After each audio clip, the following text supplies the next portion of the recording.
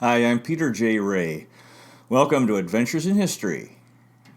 Today's topic is the 1975 Cleveland Indians MLB baseball season. Again, the Tribe was playing in the American League, the junior circuit of Major League Baseball. And home games were played at Cleveland Municipal Stadium downtown, where First Energy Stadium now stands on Lake Erie. The Tribe had a very interesting year in 1975. They finished in fourth place in the American League East with a record of 79-80, one game under 500, winning percentage of .497, 15.5 games out of first. The first place team was the Boston Red Sox, who were 95-65, winning percentage of .594. Second place, the Baltimore Orioles, 90-69, 4.5 games out of first. Third place, the New York Yankees, 83-77. Fourth place, the Cleveland Indians, 79-80. Fifth place, the Milwaukee Brewers, 68-94. And in sixth and last place, the Detroit Tigers, 57-102, winning percentage of .358, 37.5 games out of first. In the American League West, the Oakland A's finished in first place with a record of 98-64, winning percentage of .605. Second place, the Kansas City Royals, 91-71, 7 games out of first. Third place, the Texas Rangers, 79-83. Fourth place, the Minnesota Twins, 76-83. Fifth place, the Chicago White Sox, 75-86. And in sixth and last place, the California Angels, who were 72-89, winning percentage of .447, 25.5 games out of first. Tribe home attendance in 1975 was 977,039 fans, an average of 12,290 per game. In 75, Leo DeRocher and Ed Lynn published DeRocher's second autobiography, Nice Guys Finish Last. And there was a comment by Frank Sinatra in the book, quote, Without Leo DeRocher, the sunshine just wouldn't mean as much. On August 24th, Casey Stengel appeared at the Los Angeles Dodgers Old Timers game to honor the 1955 Brooklyn Dodgers. He said his knee hurt him and asked if the Dodgers doctor would look at it. The doctor said, quote, When did this first start bothering you? Stengel said, quote, Oh, I think it was about 1938 or 39 when I was managing the Boston Bees. The doctor smiled and told him not to stand too long. Stengel was 85 years old. Casey Stengel died on September 29th, 1975 in Glendale, California. And in his coffin there were folded Yankee and Mets uniforms. Bowie Kuhn, the MLB commissioner, gave a eulogy at the memorial service, quote, Casey Stengel helped us not to take ourselves too seriously. He made more fans for baseball than any other man who ever lived. Billy Martin, of course, was there, one of his players, and cried at the funeral. And Stengel's, one of his famous lines was, quote, There comes a time in every man's life, and I've had plenty of them. And then they asked Mickey Mantle of his comments, and he said, Casey Stengel was like a father to me. On December 16, 1974, in the offseason, arbitrator Peter Seitz ruled that the Oakland A's were guilty of breach of contract, and Catfish Hunter became a free agent. On December 31st of 74, Hunter signed a 5-year, $2.85 million contract with the New York Yankees. The Vietnam War ended on April 30th, 1975, when Saigon, the capital of South Vietnam, fell to the North Vietnamese military forces, and this was a sad day in American history and for the American military. Popular 1975 movies included Jaws, which was a terrifying movie about a killer shark, and also One Flew Over the Cuckoo's Nest. Henry Aaron was playing for the Milwaukee Brewers, and he hit 12 home runs, and every home run was a record setter, and he ended the season with 745 career home runs. Again, every home run was a new record. The Detroit Tigers had a tough year. They had a 19-game losing streak. Their center fielder, Ron LaFleur, had 28 stolen bases, and he had spent time in prison for armed robbery. He wrote his autobiography, From Prison to the Big Leagues, and And then there was a 1978 movie, One in a Million, the Ron LaFleur story. Texas Rangers manager Billy Martin was fired on July 21st, but then hired on August 2nd by the New York Yankees. Red Sox rookie stars Fred Lynn and Jim Rice took the league by storm. On June 18th, in a game, the Red Sox-Tigers, Fred Lynn went 5 for 6 with 3 home runs, a triple, 10 RBIs, an American League record 16 total bases. On the last game of the regular season, the Oakland A's, Vida Blue, Glenn Abbott, Paul Lindblad, and Raleigh Fingers threw a combined no-hitter, the first time 4 pitchers shared in a no-no. On June 1st, Nolan Ryan threw his 4th no-hitter, tying Sandy Koufax, who had a record 4 no-hitters. Of course, Ryan would throw 3 more. Angels had 2 strong starting pitchers, Frank Tanana and Nolan Ryan, and then they had a slogan, Tanana and Ryan, and 2 days of crying. On September 16th, Pirates' Rennie Stennett went 7 for 7 hits and 7 at-bats, the first MLB player to do that since Wilbert Robinson in 1892. Now, there was a Pirates-Cubs game, Pirates won that game 22-0. San Francisco Giants rookie pitcher John Montefusco was called the Count, and he predicted that he would win 30 games. Very brash. He won 15 games and was Rookie of the Year in the National League. Cincinnati Reds' Joe Morgan would flap his left elbow before pitches, and Dan Epstein described it as, quote, like a man doing one half of the funky chicken. LA Dodgers' Davey Lopes set an MLB record with 38 straight successful stolen base attempts, and he led MLB with 77 stolen bases. Dodgers' Andy Messersmith and Expos' Dave McNally played 1978 without a contract, hoping to become free agent. This was a direct challenge to the reserve clause. Joe Pepitone came out with a book in 1975. The title was Joe, You Could Have Made Us Proud. Cardinals closer Al Raboski, also known as the Mad Hungarian, would stomp around the mound and mutter to himself, and then fix the batter he was facing with a homicidal glare. He had a Fu Manchu mustache. I read a fine book. The title is The Long Ball, The Summer of '75, Spaceman, Catfish, Charlie Hustle, and the Greatest World Series Ever Played by Tom Adelman, 2003. Tom Adelman wrote, quote, Fred Lynn and Jim Rice, the Gold Dust Twins, will dance the Red Sox into the postseason, a long ball culminating in a World Series some will call the greatest ever played. Since the Cincinnati Reds had a short hair policy, the players were not allowed to have long hair. And now the manager, Sparky Anderson, his son, who was 17 years old, had long hair. And then they had a big fight over it because Anderson wanted him to get a haircut, and the young fellow refused. And later Anderson said, quote, if anyone ever handled a family crisis poorly, it was me. I failed miserably. Me, the only guy who was getting credit everywhere for running the happiest baseball family in the country. The team that had no cliques, the short-haired club that was being written up everywhere for its togetherness. I failed with my own son. 1975, George McGovern, U.S. politician, traveled to Cuba, met with Fidel Castro. He asked for permission for Louis Tiant's parents to travel to the U.S., Boston, Massachusetts, and that permission was granted. Tom Adelman wrote, quote, and George McGovern has given a thank you to the people of Massachusetts, the only state he won in the 1972 U.S. presidential election. The Cincinnati Reds made a big move. Pete Rose was moved from left field to third base, and George Foster became the left fielder. California Angels had a weak hitting team. Bill Lee said, quote, the Angels could take batting practice in the lobby of the Grand Hotel and not bother a chandelier. Regarding Fred Lynn, Tom Adelman wrote, quote, the glow in Fred Lynn's soul erupts and bursts, shining over the entire outfield. Fenway scarcely needs its lights for night games. After a tough loss by the Red Sox, Bill Lee said, quote, Red Sox fans boo Carl Yastrzemski when he's playing his heart out, and they boo Carlton Fisk, who always gives his all. Boston doesn't deserve us. Red Sox fans are all afraid we're going to lose their precious little pennant.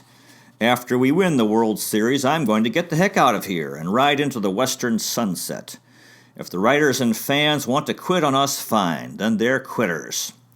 August 21st, Louis Tiant's parents arrived in Boston. He had not seen his father in 15 years. He had seen his mother in Mexico when she came there.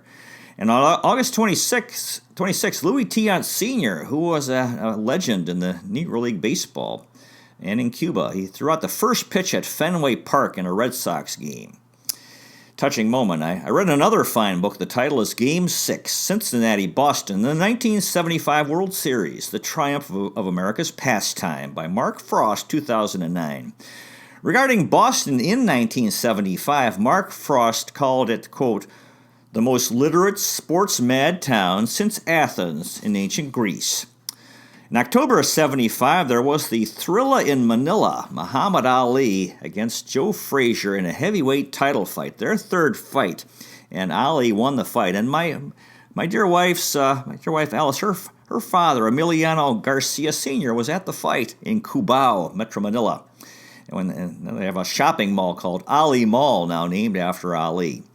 On October 3rd, 1974, Frank Robinson was hired as the Cleveland Indians player-manager for 75, the first black manager in MLB. And MLB Commissioner Bowie Kuhn was at the press conference. Robinson received a telegram from U.S. President Gerald Ford congratulating him. On August 16th, the Cleveland Indians were 52-65. Then they had a youth movement. Young players played important roles, including Dennis Eckersley, Rick Manning, Dwayne Kuiper, and Rick Waits. And the Tribe went 27-15 for the rest of the season. Their 79-80 record was the best since 1968 for the team. In spring training for the Indians, Maury Wills was a special instructor helping with base running. Now, at opening day for the Tribe at the stadium, Rachel Robinson, the widow of Jackie Robinson, threw out the first pitch. And she said, I want to say I am proud to be here. I've wished that Jackie could be here, and I'm sure in many ways he is. On June 8th, the Tribe retired Earl Averill's number 3. Russell Schneider on July 4th wrote, quote, Pennant fever raged in the Cleveland Stadium as 36,124 screaming fans endorsed the Indians' 3-2 success over the Red Sox. The Tribe went 11-7 against the Red Sox, who were American League champions in 75, the only American League team to have a winning series record against the Red Sox. July 19th, there was a Tribe Angels game, or a doubleheader at the stadium, and Carl Wallenda, between the games, walked on a wire across the infield from one side of the stadium roof to the other. August 9th was Old Timers Night at the stadium, and former players who came included Lou Boudreau, Joe Gordon, Al Rosen, and Johnny Berardino. September 27th, at the end of the season in Boston, there was a team party at the Sheraton Hotel in Boston, and the team spent the $500 which had accumulated from the Kangaroo Court fines on food and drinks. Now for the Tribe, Nick Maletti was back as the head of the Tribe ownership group. Maletti was the head of the Tribe ownership group from 1972 to 1976. Nick Maletti. Ted Bonda was the executive vice president and in charge of daily operations for the Tribe. Bonda had been in that position, or was in that position, from August of 1973 to 1977. And there was a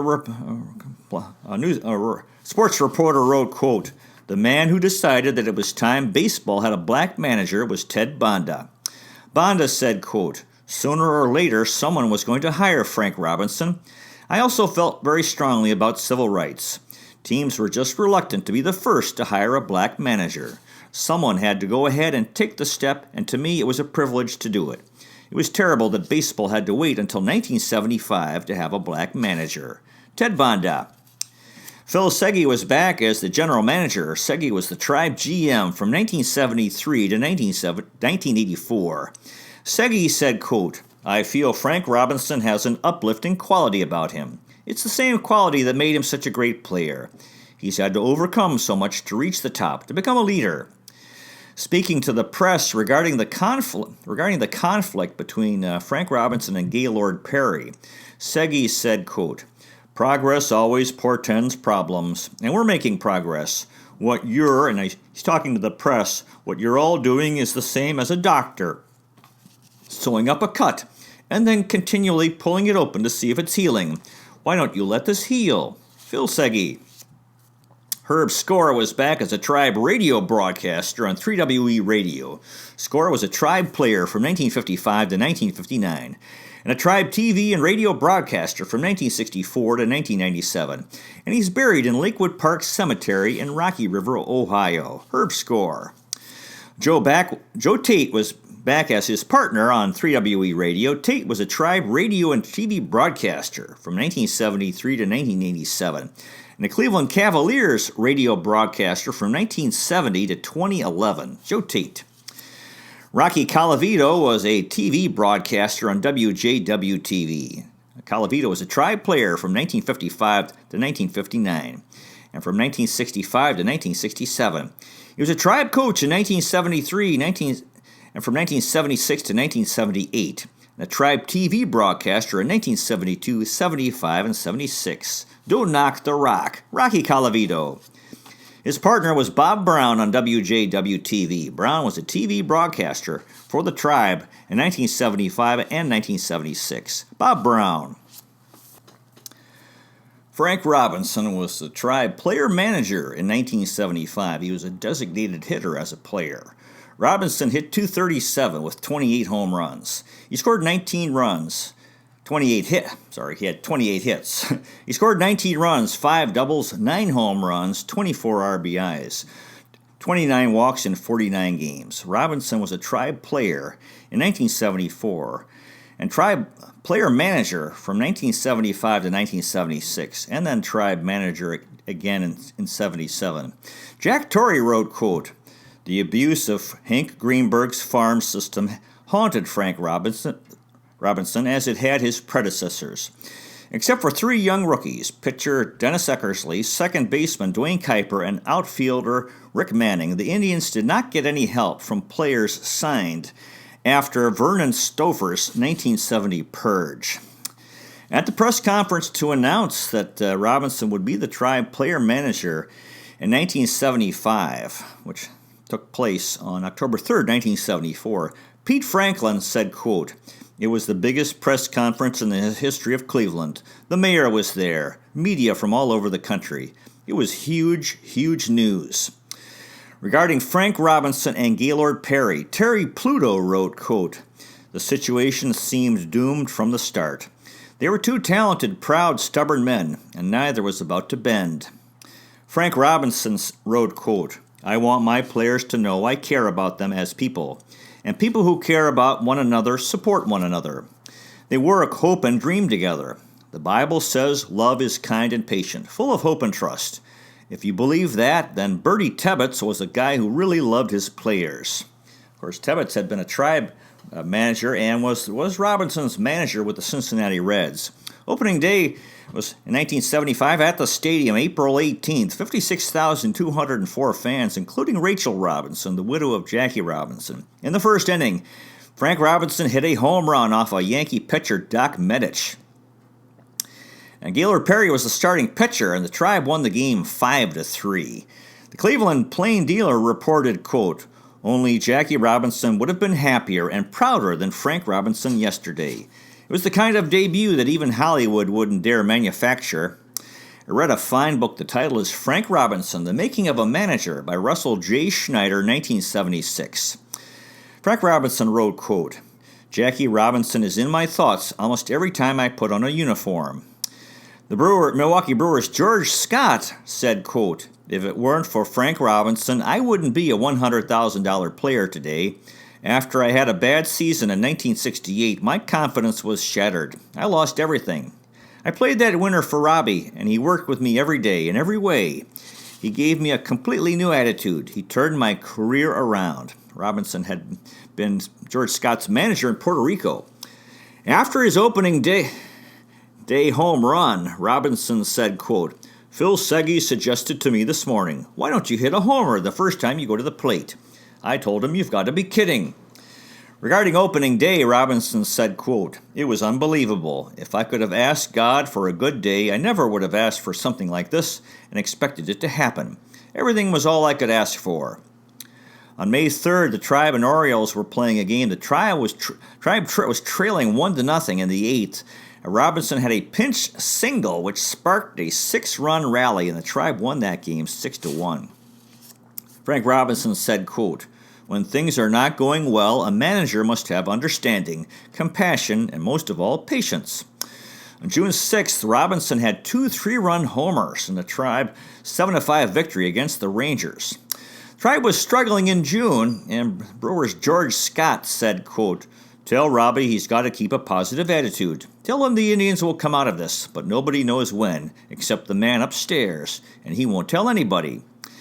After the last game of the season, Robinson told his players, quote, "Thank you for all you've done, for having such a good attitude, for working so hard. Stay in shape. I'll see you next spring. We're going to be a team to be reckoned with.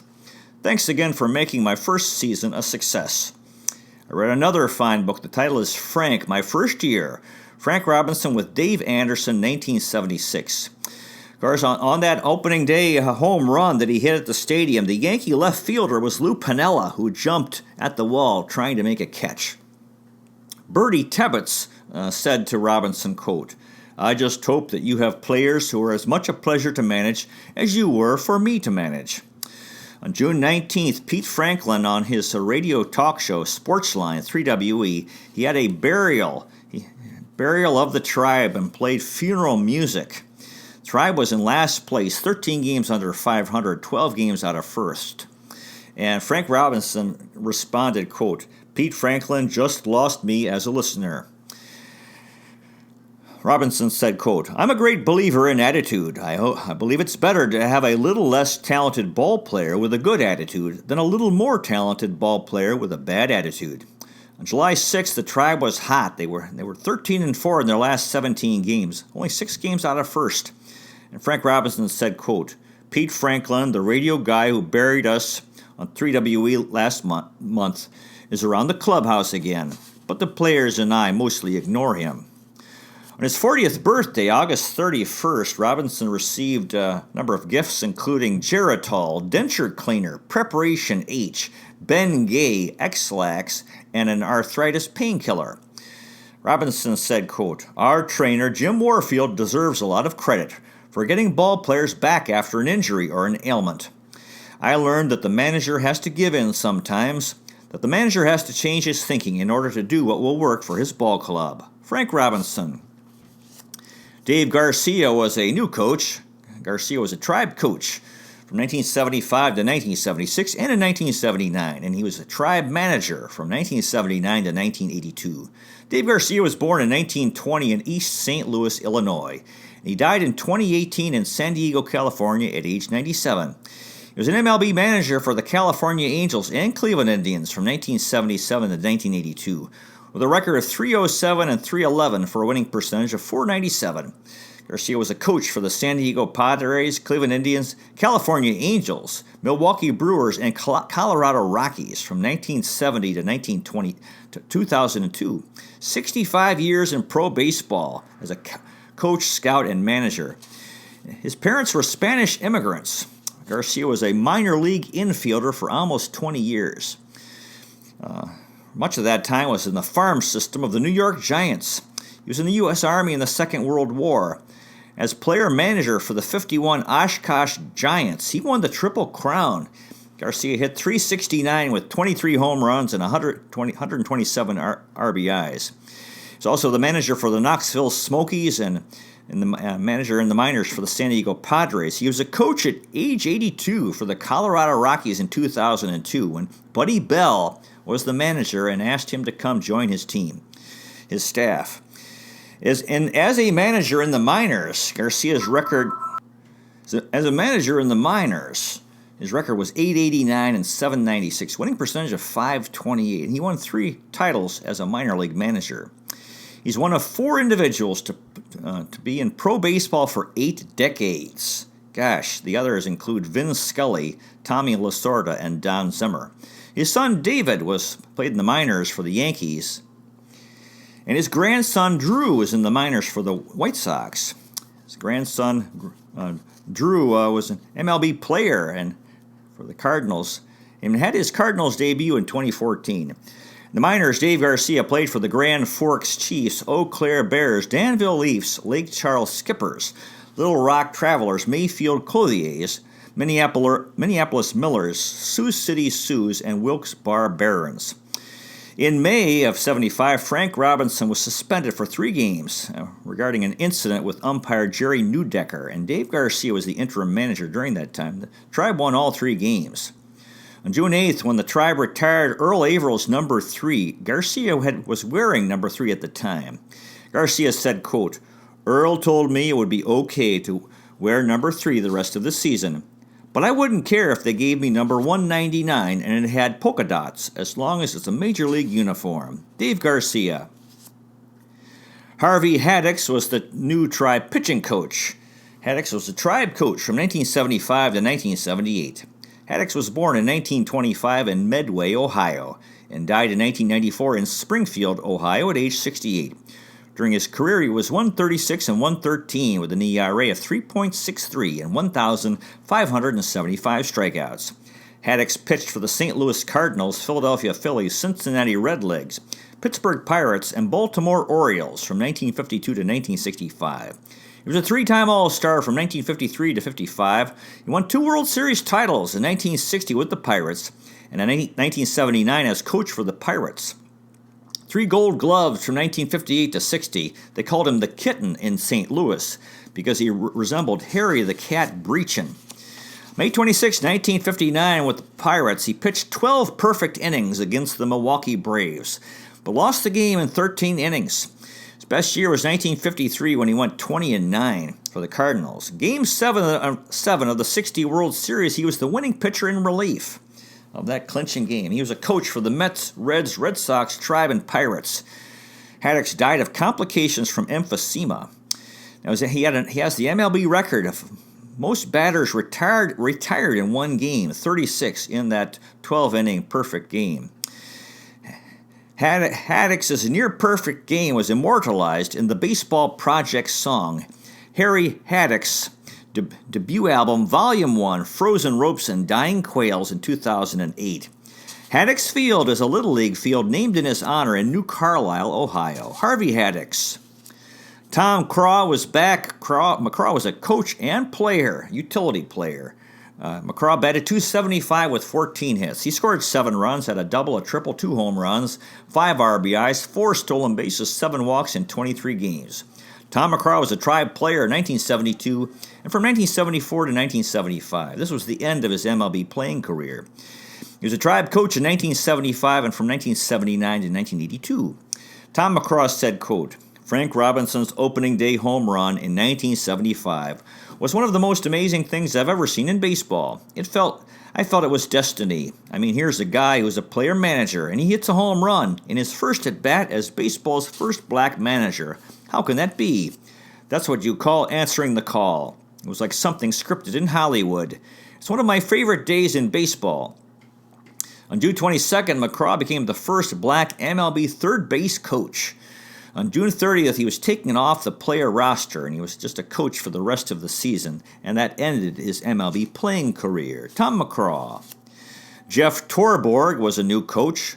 Torborg was a Tribe coach from 1975 to 1977 and Tribe manager from 1977 to 1979.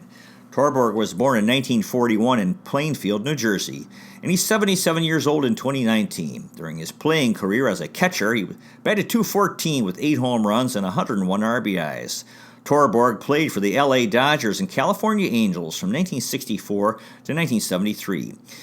As an MLB manager, he won 634 games, lost 718 for a winning percentage of .469. Torborg was a manager for the Cleveland Indians, Chicago White Sox, New York Mets, Montreal Expos, and Florida Marlins from 1977 to 2003. He's American League Manager of the Year in 1990 with the White Sox. In 1965, he caught Sandy Koufax's perfect game. And in 1970, he caught Bill Singer's no-hitter. In 1973, he caught the first of the 7 Nolan Ryan no-hitters. He went to Rutgers University and played on the Scarlet Knights baseball team. He's a coach for the Yankees from 1979 to 1988. sportscaster for CBS Radio and Fox. He's of Danish descent. His son Dale was a pro wrestler, and his daughter-in-law, Christy Wolf, a bodybuilder and pro wrestler as well. Torborg currently has Parkinson's disease. He no longer signs autographs. In the minors, he played for the Albuquerque Dukes. Jeff Torborg. Now the starting lineup, Alan Ashby was the catcher. Ashby batted .224 with 57 hits. He scored 32 runs, 10 doubles, a triple, 5 home runs, 32 RBIs, 3 stolen bases, 30 walks in 90 games. And Ashby was with Cleveland from 1973 to 1976. Alan Ashby. Boog Powell was at first base. Powell batted .297 with 129 hits. He scored 64 runs, 18 doubles, 27 home runs, 86 RBIs, a stolen base, 59 walks in 134 games. Boog Powell was born in 1941 in Lakeland, Florida, and he's 78 years old in 2019. During his playing career, he batted .266 with 339 home runs, wow, and 1,187 RBIs. Powell played for the Baltimore Orioles, Cleveland Indians, and Los Angeles Dodgers from 1961 to 1977. He was on four All-Star teams from 1968 to 71. He won 2 World Series titles, 1966 and 70 with the Orioles. He was American League MVP in 1970. He's in the Baltimore Orioles Hall of Fame. In 64, he led the American League in slugging at .606. His given name is John Wesley. He has the nickname Boog. 1954, he played for the Lakeland, Florida Little League team that made it to the Little League World Series. He led the International League in home runs in 61 for Rochester. In 66, he was American League Comeback Player of the Year. Regarding his nickname Boog, Powell said, quote, "In the South, they call little kids who are getting into mischief buggers, and my dad shortened it to Boog." 1970 World Series, Powell had a home run in the first 2 games. In 71, he was on the cover of Sports Illustrated. On February 25th, 75, he was traded to the Tribe with Don Hood from the Orioles for Dave Duncan and Alvin McGrew. He hit 3 home runs in 1 game 3 times in his career. He's third for the Orioles all-time on the Orioles all-time home run list after Eddie Murray and Cal Ripken Jr. In the 1970s and 80s, he appeared in 10 different TV commercials for Miller Lite Beer. One memorable commercial with umpire Jim Honachek. At the end of the commercial, Honachek says, quote, "Hey, you're Boog Powell." Powell is mentioned in an episode of Cheers when Sam Malone calls his greatest MLB moment, retiring Boog Powell in both games of a doubleheader. In the Netflix original show, F is for Family, Frank Murphy hears the crack of the bat in a batting cage and says, quote, "That's either your mother or Boog Powell." Powell currently owns Boog's barbecue sandwiches, and pit beef and ribs at 3 locations: Oriole Park at Camden Yards and in Baltimore, and in Ocean City, Maryland, and Sarasota, Florida. He's an avid angler and fisherman, and he kicks off the fishing season with the Maryland Governor. The minors, Powell played for the Fox City Foxes, Bluefield Orioles, and Rochester Red Wings. In 1975, he won the Tribe Good Guy Award. Opening day of 75, the Tribe wore all red uniforms, and Powell said, quote, "I feel like a massive blood clot." He also called himself, or was described as, the world's largest Bloody Mary. On June 14th, the manager, Frank Robinson, had the players pick numbers out of a cap to get the lineup, and Boog Powell ended up being the leadoff hitter. Powell said, quote, "I think it's great.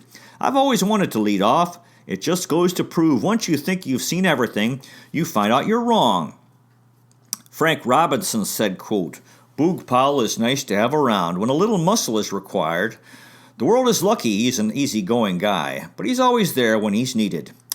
I'm reading a fine book. The title is Baltimore Baseball and Barbecue with Boog Powell, Stories from the Orioles' Smoky Slugger by Rob Casper and Boog Powell, 2014. At Oriole Park at Camden Yards in Baltimore, Powell has this pit beef stand. He said, quote, "The concept of preparing food in the open where customers could see the cooking and having having me, a former player, preside over the operation while greeting fans and signing autographs was new to Major League Baseball, but it soon caught on and spread to ballparks around the nation. Powell had colon cancer in 1997 but recovered. Powell wrote, quote, "We are not on this planet forever, and that is one of the reasons I wanted to do this book about my life. I enjoy life and encourage you to do so. I swear on a stack of pit beef sandwiches, the stories I tell are all true, mostly." Powell's mother died when he was 10 years old, and he had hard times growing up. His father sold used cars, and on a slow day he'd call home and tell Boog to go fishing for the family dinner. And Boog would proceed to catch fish, bring them home, cut off their heads, gut them, and scale them, and then the grandmother would cook the fish. He went to high school in Key West, played for the Key West, Florida Fighting Conchs on the baseball, basketball, and football teams. He refused to eat fish eyeballs that had been recommended by his grandmother. He ate his first crab cake in Baltimore in 1959, and he said, quote, "One of the greatest things I ever tasted." 1960, Powell was wearing old baseball shoes at spring training for the Orioles that he had from high school. And Oriole player Gus Triandos, who had the same size 13, gave Powell 5 pairs of his baseball spikes. And Powell said, quote, "I was in hog heaven." 1960 in the minors, playing for the Rochester Red Wings. The team was in Richmond, Virginia. And Powell and Luke Easter, another Cleveland Indian, hit back-to-back home runs over the scoreboard. Powell said, quote, "That ballpark had been around since the 1930s, and no one had hit it over the scoreboard, and Luke and I did it back-to-back." Powell's first MLB game was September 26, 1961, the Orioles-Yankees at Yankee Stadium, and in that game, Roger Maris hit his 60th home run to tie Babe Ruth. For the record, Boog Powell, regarding Yankee Stadium, said, quote, "Oh my God, there could be 75,000 people in here, 3 times as many people as there are in my hometown." Powell and his wife, Jan, had a house in Baltimore, 2 houses from Brooks Robinson. He played baseball in the winter in Puerto Rico. And he said, quote, "One fellow threw a rum bottle at me once when I was at first base. He missed, and I picked it up and took a swig." 1966 for the Orioles, Powell had 11 RBIs in a doubleheader and 3 home runs in a game. In the Kangaroo Court, Frank Robinson for the Orioles was the judge of the Kangaroo Court, fined Powell $1 for cleaning fish in the Memorial Stadium shower. There was a funny incident in Minneapolis, Minnesota. Late at night, Powell and some other players ran into a man wearing a Stetson hat who had been drinking. And Powell said, quote, "He was wearing this very fancy Stetson hat. There was this push broom nearby, and I picked it up and started pushing toward him. I asked him if he wanted to trade the broom for the hat. He pulled that hat off, and in a minute he was going out the door, pushing that broom." The Orioles, when the Orioles clinched the 1966 American League pennant in Kansas City, they celebrated. And Kansas City A's broadcaster was there, Monty Moore, wearing a bright green blazer. Powell said, quote, "It seemed to me that bright green coat would look better with some yellow mustard."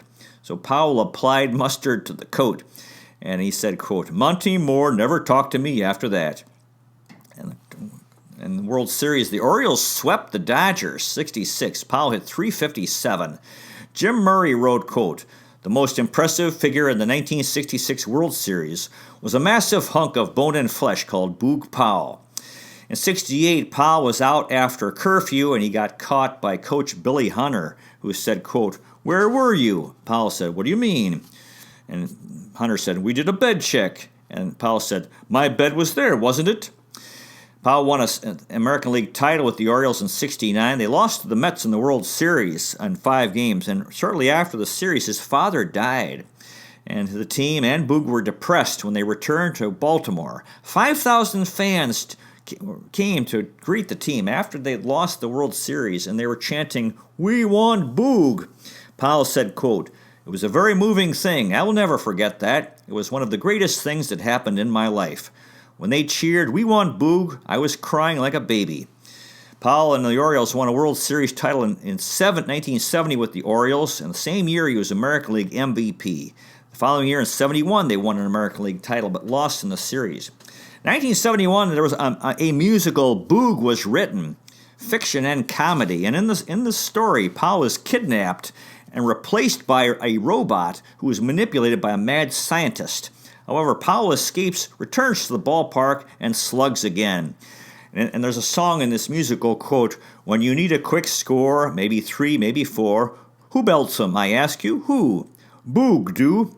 The author was Bob Odom of Sports Illustrated, and he wrote that he was aiming for, quote, a far, that the play would be performed on, quote, far, far off Broadway. However, it was never performed. Not yet, at least. In 71, in the ALCS, Powell injured himself. He stabbed himself while shucking oysters with a knife, and the neighbor's doctor put in stitches, did not do a good job. During the game, he was bleeding into his glove. However, he hit 2 home runs in the game. Powell said, quote, "I was hurting. I don't know how I did it." After the game at the hospital, he had his thumb stitched up properly. Now, there was after that season, 71, the Orioles went to Japan on a goodwill trip, and they flew from Miami and made a stop in San Francisco because, according to Powell, quote, "because we didn't have any more tomato sauce for Bloody Marys." They had a layover in Hawaii, and Oriole player Clay Dalrymple ran down the airport corridor and slid into the feet of Orioles owner Jerry Hofberger. Powell said, quote, Jerry didn't think that was too funny." Then they had exhibition games in Japan playing against Japanese teams. Powell said, quote, "There was a champagne cart in the dugout, so we would be sipping champagne and eating shrimp tempura during the game." And they also drank 100-year-old sake, and Powell said, quote, "They also served us raw quail eggs. Man, they were wonderful." In 72, there was an Oriole player rebellion, and because the team had replaced sandwiches in the clubhouse with cottage cheese. And on that, then it became an issue with Powell. It was always a big guy, an issue with his weight. He was being pressured by the team to lose money. There was a Sports Illustrated story about fat celebrity athletes, and describing Powell, quote, "The American League's most valuable player comes to the plate. My God, there's a bowling ball under his shirt. This guy is fat, and he is the best. Pass the chips and dip, please." Boog Powell knocks in 2 runs and limps around third base. "Something in you has taken pride. You undo the top button of your slacks. Everything is going to be all right." Regarding the 75 Tribe and Boog Powell playing for the Tribe, Rob Gasper wrote, quote, "His affable personality combined with his slugging made him popular with his Indians teammates." Richard Ruggieri wrote, quote, "This friendly giant always has been a professional in every sense of the word. It is good to see him doing well again and receiving recognition for it." And Powell was the comeback player of the year in 75. He'd had a couple of tough years playing for Baltimore. Boog Powell. A few more things about Boog Powell. Of course, it was always fun. When Boog would bat, the fans would chant "Boog!" It sounded like they were booing him, but they weren't. That was always fun. And I remember I was in high school when the Indians traded for Boog. I got the news. I was excited. Wow, we had Frank Robinson and Boog Powell, 2 of the stars of the Orioles a few years before. I remember in school there was this girl who was very upset because she thought Dave Duncan was so handsome. And she said, What do we need Boog Powell for?" And I kept quiet because I was kind of intimidated by that girl. Dwayne Kuiper was at second base. Kuiper batted .292 with 101 hits. He scored 42 runs, 11 doubles, a triple, 25 RBIs, 19 stolen bases, 30 walks in 90 games. And Kuiper was with Cleveland from 1974 to 1981. Dwayne Kuiper said, quote, "Frank Robinson was the best manager I ever played for. If you knew his ground rules and played hard, he'd encourage you and be your friend. He was always a step ahead of other managers in the game. On June 14th in the game and that lineup, when they picked the lineup at random, Kuiper was the cleanup hitter, batted 4th, and Kuiper said, quote, "I've never batted 4th anywhere, not even in Little League, and I was a star then." On June 30th, Kuiper said, quote, "I'm not sure all this is happening to me, but if I'm only dreaming, I don't ever want to wake up." Kuiper was a tremendous defensive second baseman, and my friend Rick Donaldson had a cool poster of him that I was really jealous about. Dwayne Kuiper. Frank Duffy was at shortstop. Duffy batted .243 with 117 hits. He scored 44 runs, 22 doubles, 2 triples, a home run, 47 RBIs, 10 stolen bases, 27 walks in 146 games. And Duffy was with Cleveland from 1972 to 1977. And he won the 1975 Gordon Cobbledick Golden Tomahawk Award. In 75, he was co-captain along with George Hendrick. On May 13th, Frank Robinson started giving out $100 fines for mistakes, and Duffy appealed to him, and he said, quote, Hey, Skipper.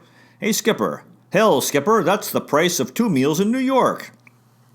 Robinson responded, quote, If you're going to fine a guy, you might as well make it enough so he feels it. A $25 fine is a minor league fine.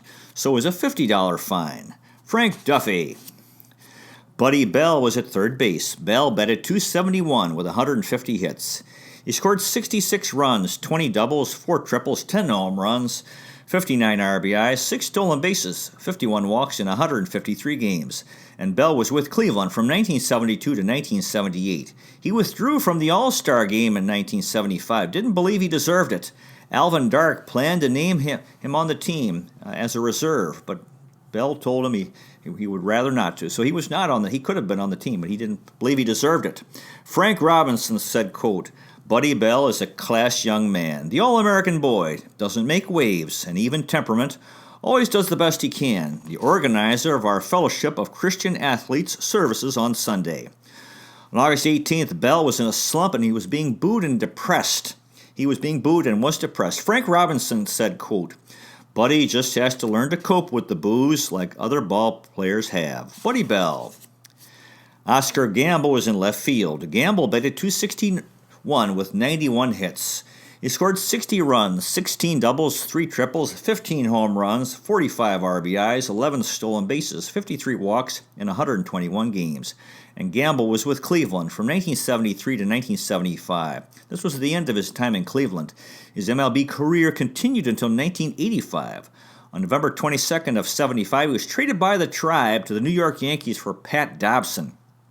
On April 29th, Gamble was the judge in the Kangaroo Court after a Tribe victory against the Orioles. And he fined manager Frank Robinson $1, and he said, quote, he took up valuable time in batting practice and then didn't play. Gamble was the judge of the Kangaroo Court because, quote, I have the most court experience. On July 21st at the stadium, Gamble had a walk-off home run in the 11th inning in a Tribe Angels game. The Tribe won 2-1. It was also a called shot. Buddy Bell was on deck, and Gamble told him, quote, you won't need that bat, I'm taking this dude deep, referring to pitcher Ed Figueroa. Oscar Gamble. George Hendrick was in center field. Hendrick batted .258 with 145 hits. He scored 82 runs, 21 doubles, 2 triples, 24 home runs, 86 RBIs, 6 stolen bases, 40 walks in 145 games. And Hendrick was with Cleveland from 1973 to 1976. He was the only Indian to play on the 75 American League All-Star team.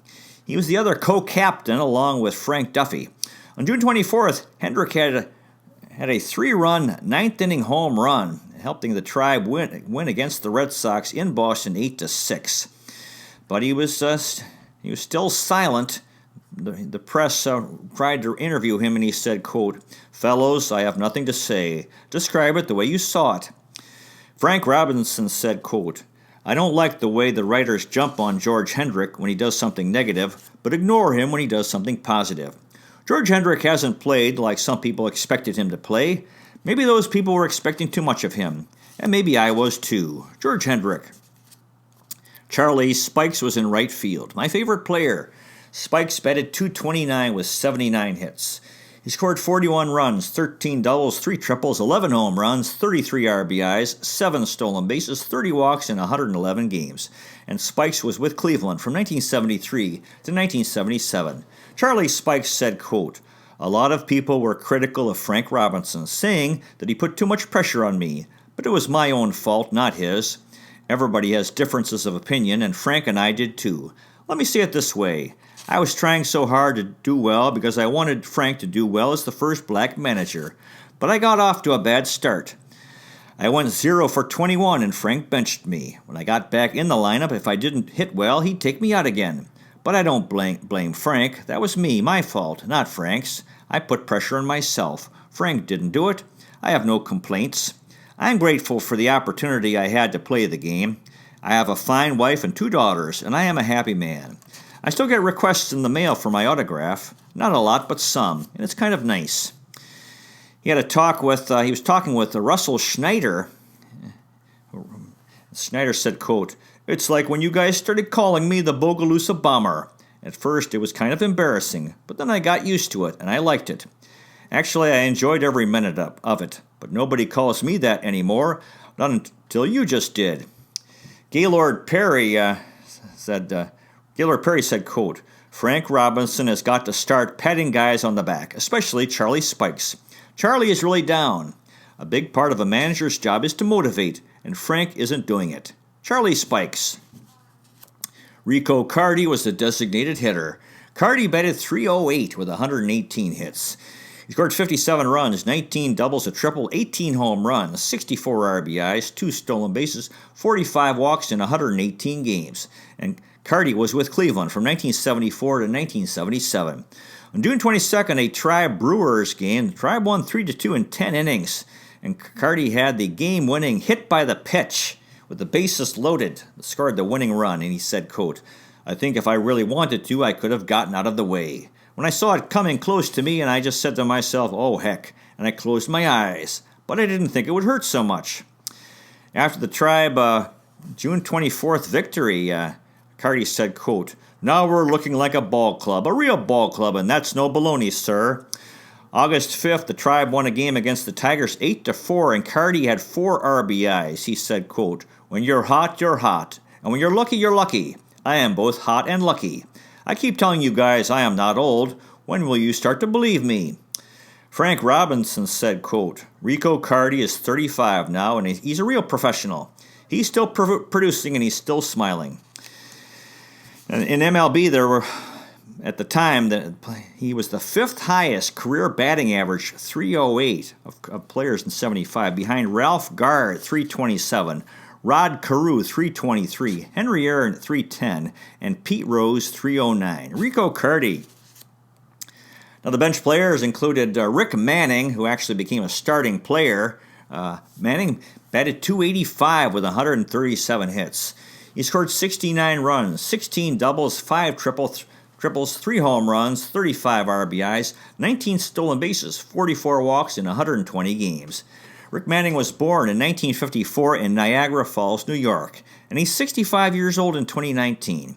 For his career, he batted .257 with 56 home runs and 458 RBIs. Manning played for the Cleveland Indians and Milwaukee Brewers from 1975 to 1987. He won a Gold Glove in 1976. He's been the Tribe TV broadcaster from 1990 to the present in 2019. He was the 2nd overall selection in the 72 MLB draft. On August 27th of '87, in a Tribe Brewers game, Manning had a 10th inning walk-off single, but was booed by Brewers fans because Paul Molitor was on deck, hoping to extend his 39-game hitting streak, but was deprived by Manning's game-winning hit. On May 15th of '81, Manning caught Ernie Witt's fly ball for the last out of Len Barker's perfect game. He's the longest Tribe TV announcer tenure in team history. He works Tribe games for Sports Time Ohio with Matt Underwood and resides in Chesterland, Ohio and Goodyear, Arizona. 1980, he won the Tribe Good Guy Award. 2014, he won the Cleveland Association of Broadcasters Excellence in Broadcasting Award. He's in the Greater Cleveland Sports Hall of Fame, inducted in 2017, and in 2018 in the Lower Great Lakes Emmy Award. In the minors, he played for the Reno Silver Sox and Oklahoma City 89ers and Fort Myers Sun Sox in the Senior Professional Baseball League. Rick Manning said, quote, "I was one of the few players who lived in Cleveland year-round. I wanted to stay here. I actually thought that one day we'd turn it around and win a pennant. Corked bats didn't do me any good. Instead of blooping a single in front of an outfielder, the few times I tried it, and all it probably did was help me fly out to an outfielder. I loved Frank Robinson. I'd run through a wall for that guy. Baseball needs guys like Frank Robinson. He is baseball. Franklin wrote, quote, Rick Manning in 1975 was a little Pete Rose, a real gung-ho player. He was a slap hitter who beat out a lot of hits and was daring on the bases. He was always a great center fielder, but early in his career he could beat you at the bat too. I'm telling you, this kid looked like a 300 hitter who'd play the hell out of center field and steal a lot of bases. On June 30th, a Tribe doubleheader sweep of the Tigers at the stadium, 4-1 and 3-2. Manning drove in the tying and winning runs in Game 2, and the crowd roared. Manning said, quote, the fans gave me the greatest feeling of my life. They make me want to play the hell out of myself for them. I don't know if they can feel me, but I can sure feel them. They make me want to do crazy things, though I realize I've got to keep my poise. On July 11th, he had his first MLB home run in a Tribe Angels game. It was inside the park. Dave Collins and Mickey Rivers had a collision. Manning said, quote, I knew it was gone right after the collision, and I saw the ball rolling toward the fence. Rick Manning. John Ellis was a spare catcher. Ellis batted .230 with 68 hits. He scored 22 runs, 11 doubles, a triple, 7 home runs, 32 RBIs, 14 walks in 92 games. Ellis was with Cleveland from 1973 to 1975. This was the end of his time in Cleveland. His MLB career continued until 1981. On December 9th of 75, he was traded by the Tribe to the Texas Rangers for Stan Thomas and Ron Pruitt. In a spring training game, John Ellis was the catcher. There was a play at the plate. Ellis missed the tag, and the runner missed the plate and went into the dugout. Everyone yelled at Ellis to go tag the runner. He couldn't remember faces well, so he ran to the dugout and tagged everyone on the bench. Early in the season, team was on an airplane flight, and John Ellis and Charlie Spikes had an argument regarding Spikes' playing of a portable phonograph that was apparently too loud for John Ellis. Ellis said, quote, get yourself earphones so the rest of us don't have to listen to that hard rock you're playing on that thing. Spikes said, quote, you don't have to pay attention if you don't like it. John Ellis. John Lowenstein was a designated hitter and also an outfielder. Lowenstein batted .242 with 64 hits. He scored 37 runs, 5 doubles, a triple, 12 home runs, 33 RBIs, 15 stolen bases, 28 walks in 91 games. Lowenstein was with Cleveland from 1970 to 1977.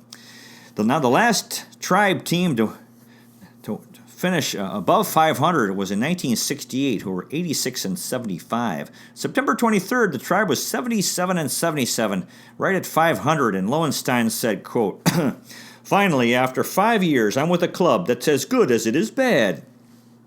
Frank Robinson said, quote, the more I see John Lowenstein, the more I like him. He's always ready to play, and when he's not playing, he doesn't complain about it.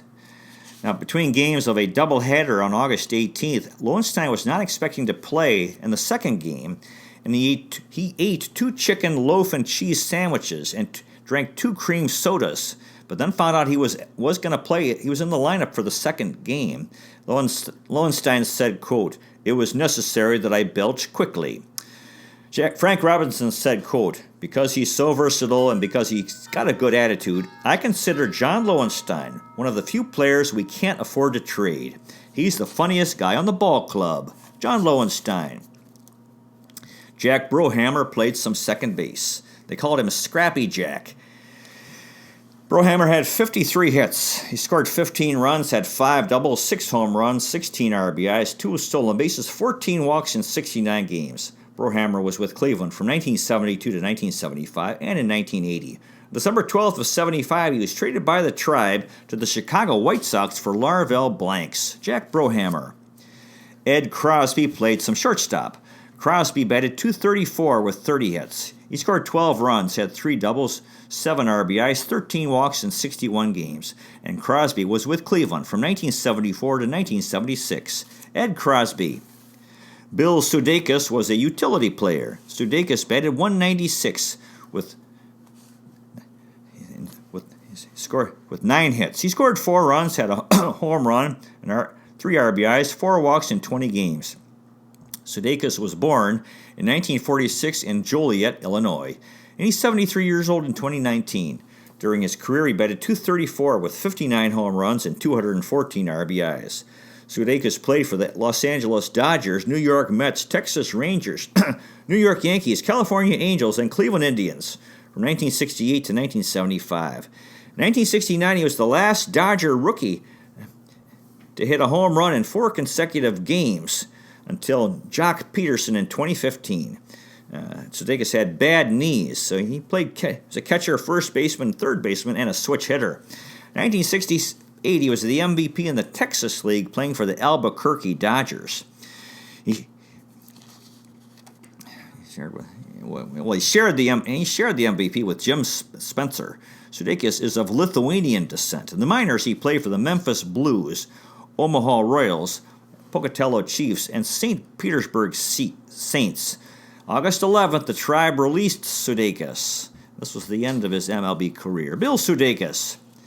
Ken Berry played some left field. Berry batted .200 with 8 hits and 40 at-bats. He scored 6 runs, had a double, an RBI, a walk in 25 games. Ken Berry was born in 1941 in Kansas City, Missouri, and he's 78 years old in 2019.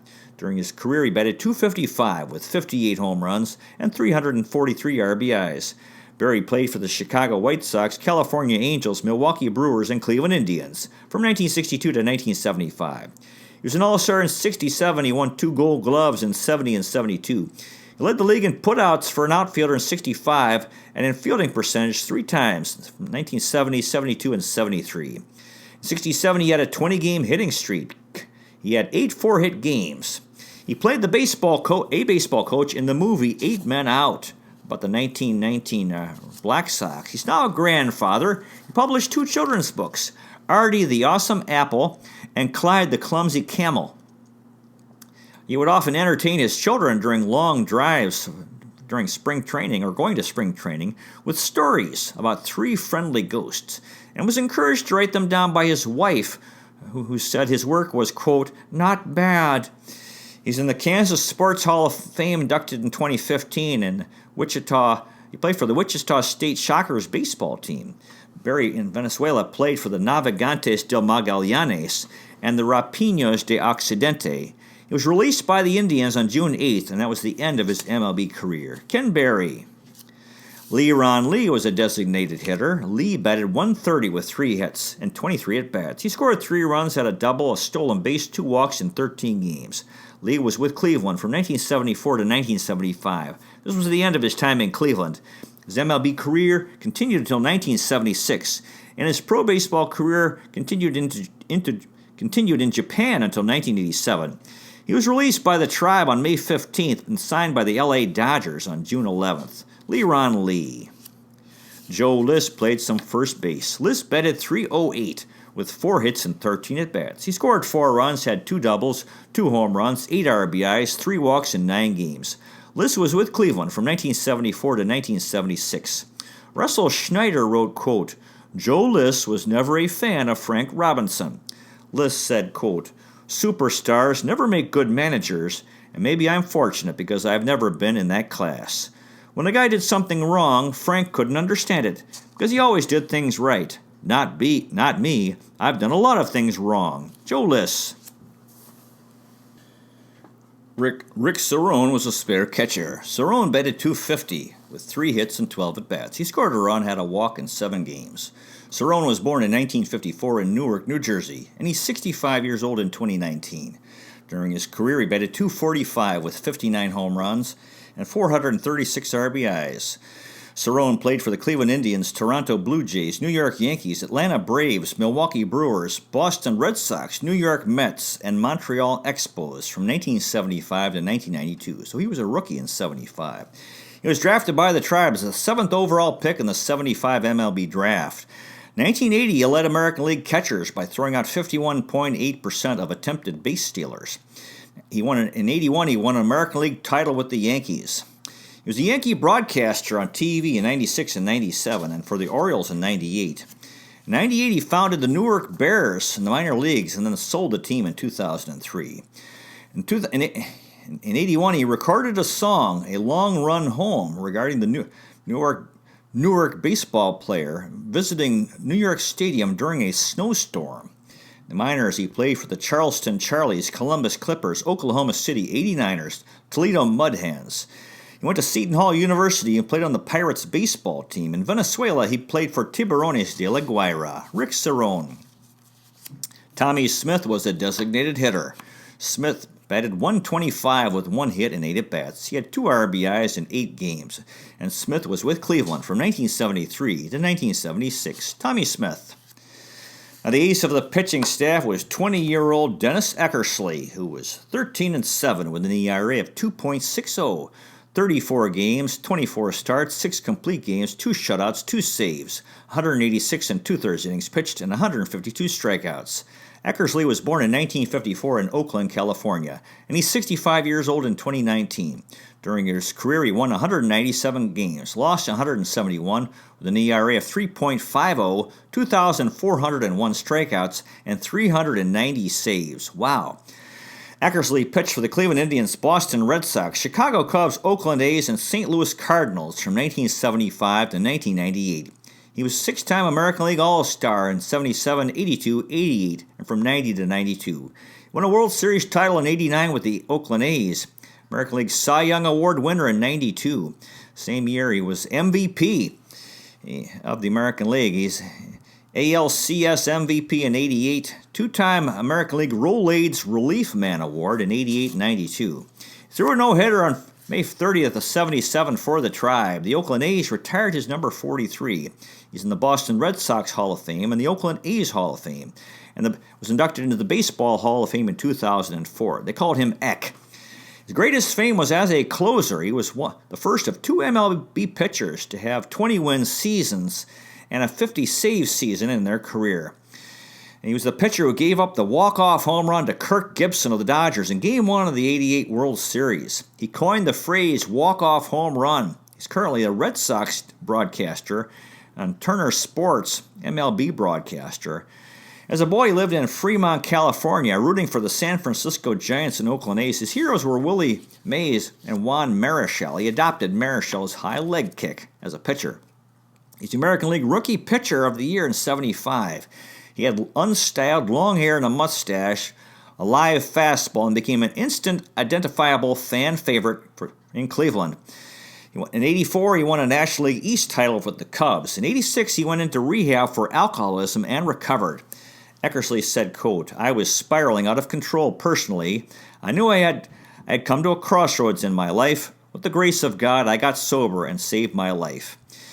In the '89 World Series game, he won 2 games, and the last game he got game 2. He won the second game, and then he got game 4. He got saved. Game 4. He got the save in a sweep. He was the most dominant MLB closer from 1988 to 1992, with 220 saves in 5 years. In the 1990 season, he only gave up 5 earned runs the whole season for an ERA of 0.61. Gosh. When he retired in 1998, Eckersley said, quote, "I had a good run. I had some magic for a long time, so I know I was real lucky. To not have my arm fall off for one thing, and to make it this long physically is tough enough. But to me, it's like you're being rescued, too, when your career's over. It's like, whew, the pressure's off." 1999, he was ranked 98th by the Sporting News in the 100 greatest baseball players of all time. The baseball field at his high school alma mater, Washington High School, is named in his honor. 2017, he was the A's special assistant for Dave Kaval, the team president. In the MLB Network documentary about him regarding Eckersley, it's called A Story of Saving, premiered in 2018. Regarding his 1977 no-hitter, Eckersley said, quote, "In those days I was young and stupid to think that I could throw a no-hitter every time I pitched. I enjoyed my time with the Indians. I didn't want to leave. When I was traded to Boston, I cried like a baby. I love being a member of the Indians. I was close to Buddy Bell and quite a few of the guys." Terry Pluto wrote, quote, "Dennis Eckersley was a lot of fun, saying things like, 'Give me 2 runs and I'm going to win.' The fans loved it. Eckersley believed. So did Dwayne Kuiper, Rick Manning, and Buddy Bell. There was hope." Dennis Eckersley wrote, quote, "Frank Robinson had a lot to do with my development. There were games when I'd go crazy on the mound, screaming at everyone. It just poured out of me. Frank would scream, "Grow up," right back at me. Frank would take Rick Manning and me out a couple of times, and we talked the game. He took great care of us. He was the best manager Rick and I could have had. We loved the guy, and we loved being with the Indians back then. In 75, as a rookie, he started his career with 28 and two-thirds innings pitched without giving up a run. Dennis Eckersley. Fritz Peterson was 14 and 8 with an ERA of 3.94. 25 games, all starts, number of complete games, 2 shutouts, 146 and a third innings pitched, and 47 strikeouts. Peterson was with Cleveland from 1974 to 1976. On August 17th, the Tribe Twins game, the Tribe won 14-5. Peterson was the winning pitcher and gave up 16 hits. He said, quote, "It was embarrassing. It was like being my own mop-up man, but I'm not too proud to take it." On June 19th, Peterson cut the first 2 fingers on his pitching hand on the metal fender of his sit-down lawnmower and had 3 stitches in each finger. Was on 20 days on the disabled list. September 19th, Tribe Yankee game at the stadium. Peterson against Catfish Hunter. Tribe won 3-2, and Peterson at that point had a 10-game winning streak. The Tribe was only 2.5 games out of third. Frank Robinson said, quote, "Fritz has shown me he's a real pro, a great guy to have on the ball club. There we were, only 9,000 fans, but they sounded like 90,000 the way they were yelling." Fritz Peterson. Don Hood was 6 and 10 with an ERA of 4.39, 29 games, 19 starts, 2 complete games, 135 and a third innings pitched, and 51 strikeouts. Hood was born in 1949 in Florence, South Carolina, and he's 70 years old in 2019. For his career, he was 34 and 35 with an ERA of 3.79 and 374 strikeouts. Hood pitched for the Baltimore Orioles, Cleveland Indians, New York Yankees, St. Louis Cardinals, and Kansas City Royals from 1973 to 1983. In the minors, he played for the Stockton Ports in Venezuela for Navegantes del Magallanes and Tigres de Aragua. And in the Senior Professional Baseball League, he played for the Fort Myers Sun Sox. Don Hood. Rorick Harrison was 7 and 7 with an ERA of 4.79, 19 games, all starts, 4 complete games, 126 innings pitched, and 52 strikeouts.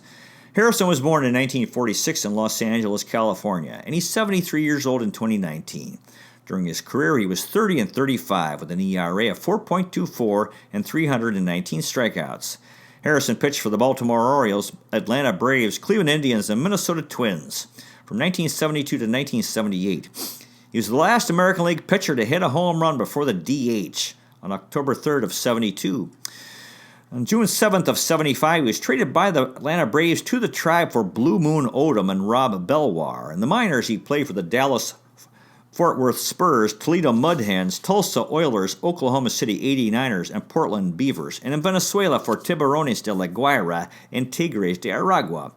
On August 18th, they had Rally Round Cleveland Day, Tribe Royals game. Tribe won 4-3. Harrison was the winning pitcher. There was a parachutist delivered the game ball by airplane, Doug Metcalf, the national freefall parachute champion. And Harrison said, quote, "When I saw that guy drifting down, I thought to myself, boy, that really takes some guts. I went back to warming up, and all of a sudden my fastball started popping. My adrenaline started flowing, and I was okay." Rorick Harrison. Gaylord Perry was 6 and 9 with an ERA of 3.55, 15 games, all starts, 10 complete games, a shutout, 121 and 2/3 innings pitched, and 85 strikeouts. Perry was with Cleveland from 1972 to 1975. This was the end of his time in Cleveland. His MLB career continued until 1983. On June 13th of 1975, Perry was traded by the Tribe to the Texas Rangers for Jim Bibby, Jackie Brown, Rick Waits, and $150,000. On April 18th, Henry Aaron hit his first American League home run off of Gaylord Perry, pitching for Cleveland.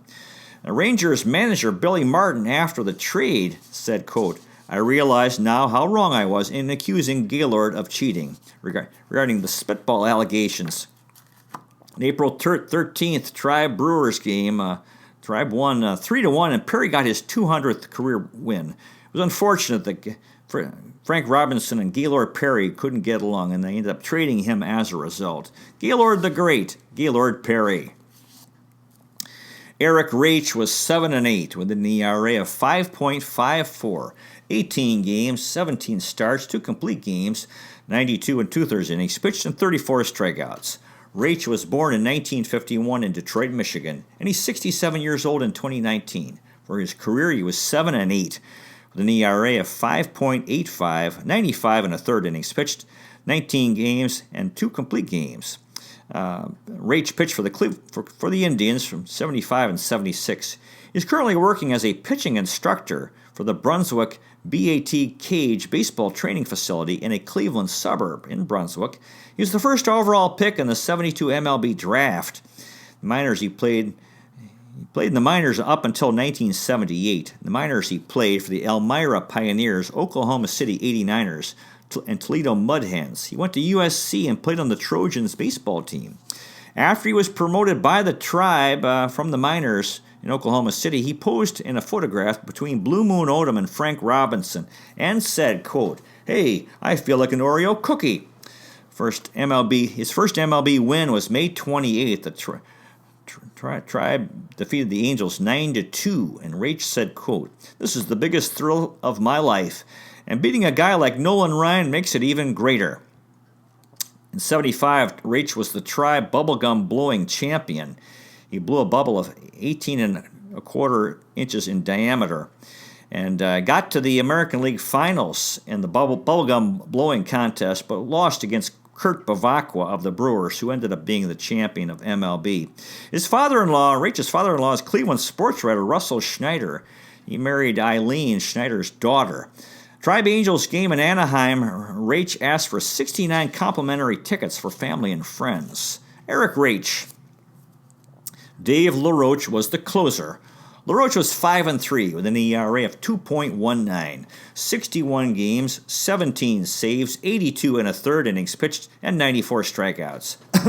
LaRoche was born in 1948 in Colorado Springs, Colorado, and he's 71 years old in 2019. For his career, he was 65 and 58 with an ERA of 3.53, 819 strikeouts, and 126 saves.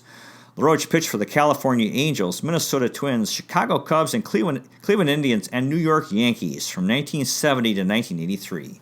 He's a two-time All-Star in 76 and 77 with Cleveland. His surname at birth was Garcia, but he changed his name at age 7 to that of his stepfather. LaRoche said, quote, "LaRoche is French, but I have no French in me." His father was Mexican. LaRoche decided to change his name because his classmates were teasing him, comparing him to the overweight, bumbling character in the popular TV program Zorro named Sergeant Garcia. LaRoche had the reputation as a troublemaker. As Twins player rep, he filed a grievance regarding the choice of ice cream by the club in the clubhouse. His sons Adam LaRoche and Andy LaRoche both were MLB players. 2018, LaRoche was the pitching coach for the Jacksonville Jumbo Shrimps in the minors for the Marlins. In the minors, he played for the El Paso Sun Kings, Hawaii Islanders, San Jose Bees, and Columbus Clippers, and in the Senior Professional Baseball League for the Fort Myers Sun Sox. In Venezuela for Navegantes del Magallanes. LaRoche was the 1975 Cleveland Indians Man of the Year. LaRoche said, quote, "I had a great time in Cleveland. We weren't very good, and we didn't draw a lot of fans, but those we had were loyal." On August 6th at the stadium, the Tribe was winning 5-3 in the 8th inning. The Yankees had the bases loaded, and LaRoche struck out the side. Greg Nettles, Chris Chambliss, and Sandy Alomar Sr., father of Sandy Alomar Jr. I was at that game. Very exciting. The roar of the crowd, especially after the last strikeout.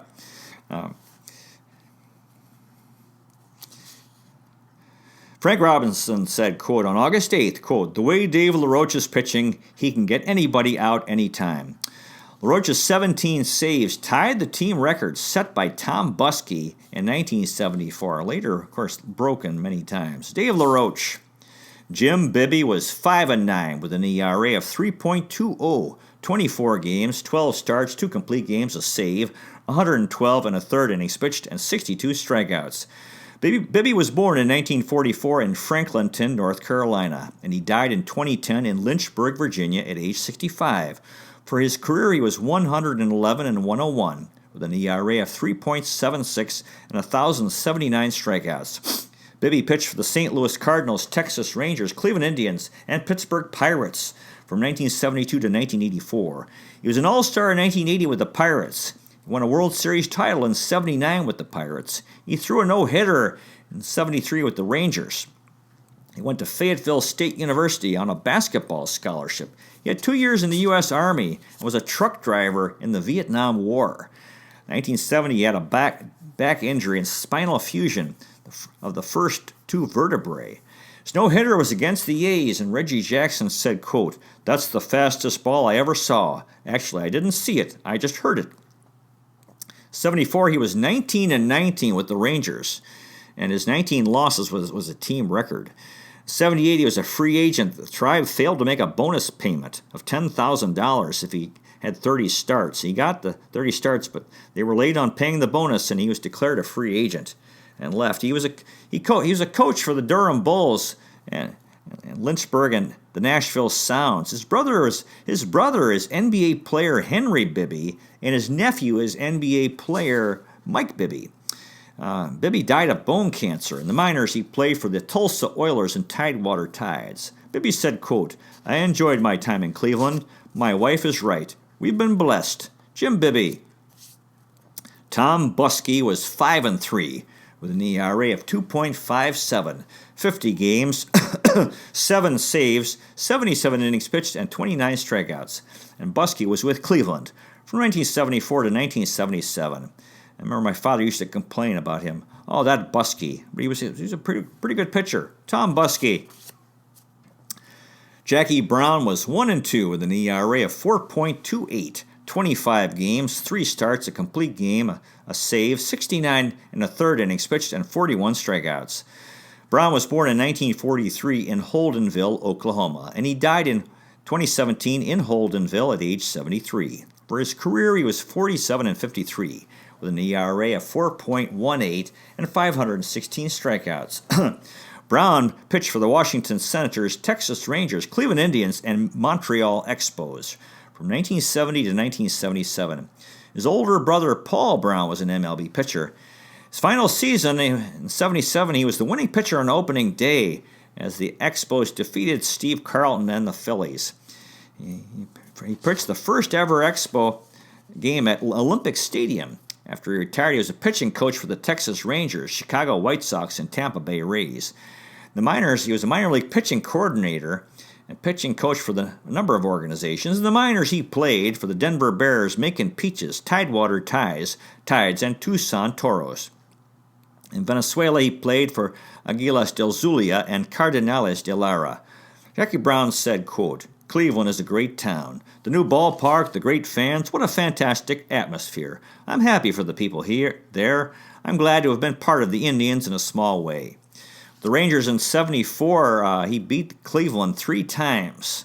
And he said, quote, "The Indians helped keep me in the league." Jackie Brown. Fred Bean was 1-0 with an ERA of 6.94, 19 games, 1 start, 1 save, 46 and 2/3 innings pitched, and 20 strikeouts. Bean was with Cleveland from 1974 to 1975. This was the end of his MLB playing career. The guy who discovered Jimmy Morris, or signed Jimmy Morris originally from the movie The Rookie, Fred Bean.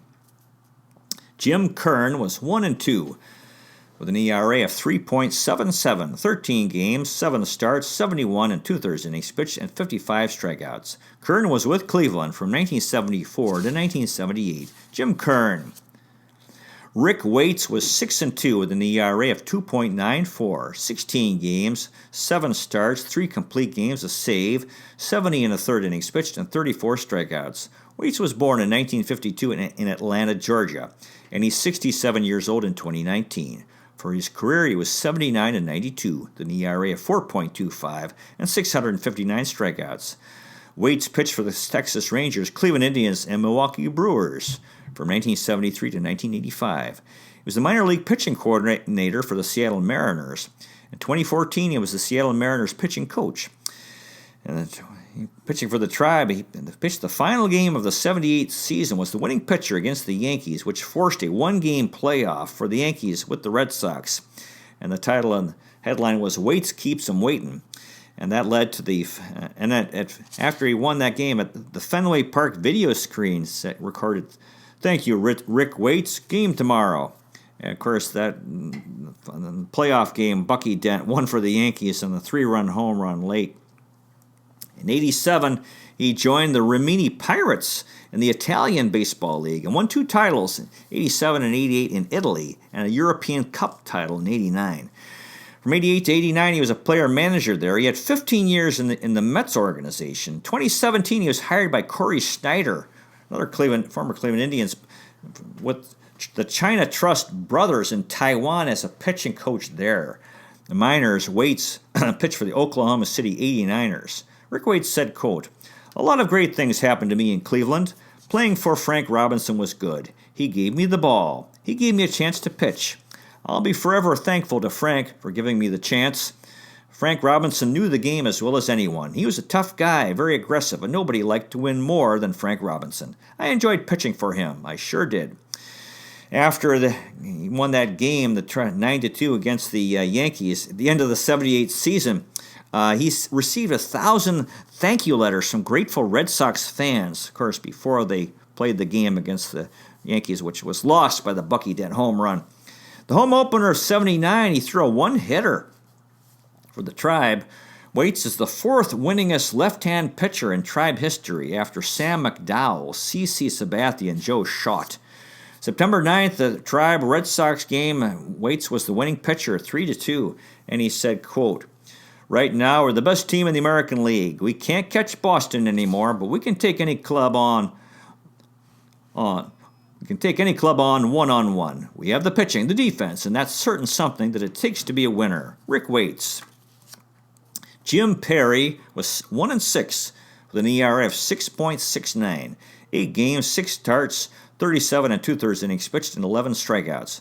Perry was with Cleveland from 1959 to 1963, and from 1974 to 1975. 75 was the end of his MLB playing career. On May 20th of '75, he was traded with Dick Bosman to the Oakland A's for Blue Moon Odom, and then released by the A's on August 13th of '75. However, on June 10th, pitching for the A's, Jim Perry threw a one-hitter for them. So it was tough. He was another guy who didn't exactly thrive under the leadership of Frank Robinson. He gave us a lot of good years. God bless Jim Perry. Dick Bosman was 0-2 with an ERA of 4.08, 6 games, 3 starts, 28 2/3 innings pitched, and 11 strikeouts. Bosman was with Cleveland from 1973 to 1975. This was the end of his time in Cleveland. His MLB playing career continued until 1976. He's currently a coach in the Tampa Bay Rays system. May 20th of '75, he was traded by the Tribe with Jim Perry to the Oakland A's for John Blue Moon Odom and cash. And after the trade, Bosman went 11-4 with the A's in 1975, helping them win an American League West title. So it's too bad he couldn't have done that for Cleveland. And Bosman was released by the A's in March 31st of '77, apparently because he'd been a player rep in the union, and that led to issues with teams. So he retired. He worked as an automobile dealer for Coons Ford in Northeast Virginia. 1984, Tom Seaver came out with the book The Art of Pitching, and Bosman read it, and he said, quote, "I'm reading, and the birds are singing." Bosman became a youth baseball coach, he was a youth baseball coach, and Seaver's ideas confirmed his ideas. In '86, Bosman became a White Sox coach in AAA in Buffalo. Same year, he was promoted, became the White Sox coach. Ken Harrelson, former Tribe player, was the GM of the White Sox, and he remembered how tough it was to batting against Bosman. Bosman replaced Dave Duncan, who had been his Tribe teammate as White Sox pitching coach.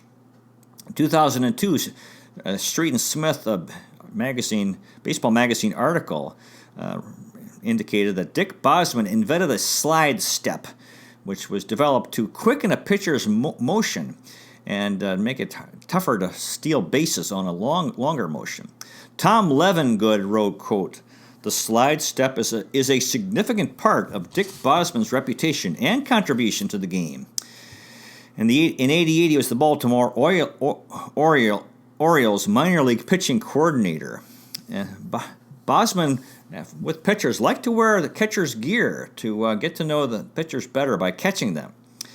In 92, he was the Orioles pitching coach. He worked with Jose Mesa and Rick Sutcliffe, most pitched for Cleveland. Bosman's pitching philosophy is, quote, "Get ahead, stay ahead, use your head." By 95, he was the Texas Rangers pitching coach, and he coached pitcher Mike Henneman. Bosman said, quote, "My God, he was nervous. But it was a situation where I learned that you can be nervous and still get it done. He was that guy. He could keep those butterflies flying in formation." 96, the Rangers won the American League West title, first time ever in the playoffs.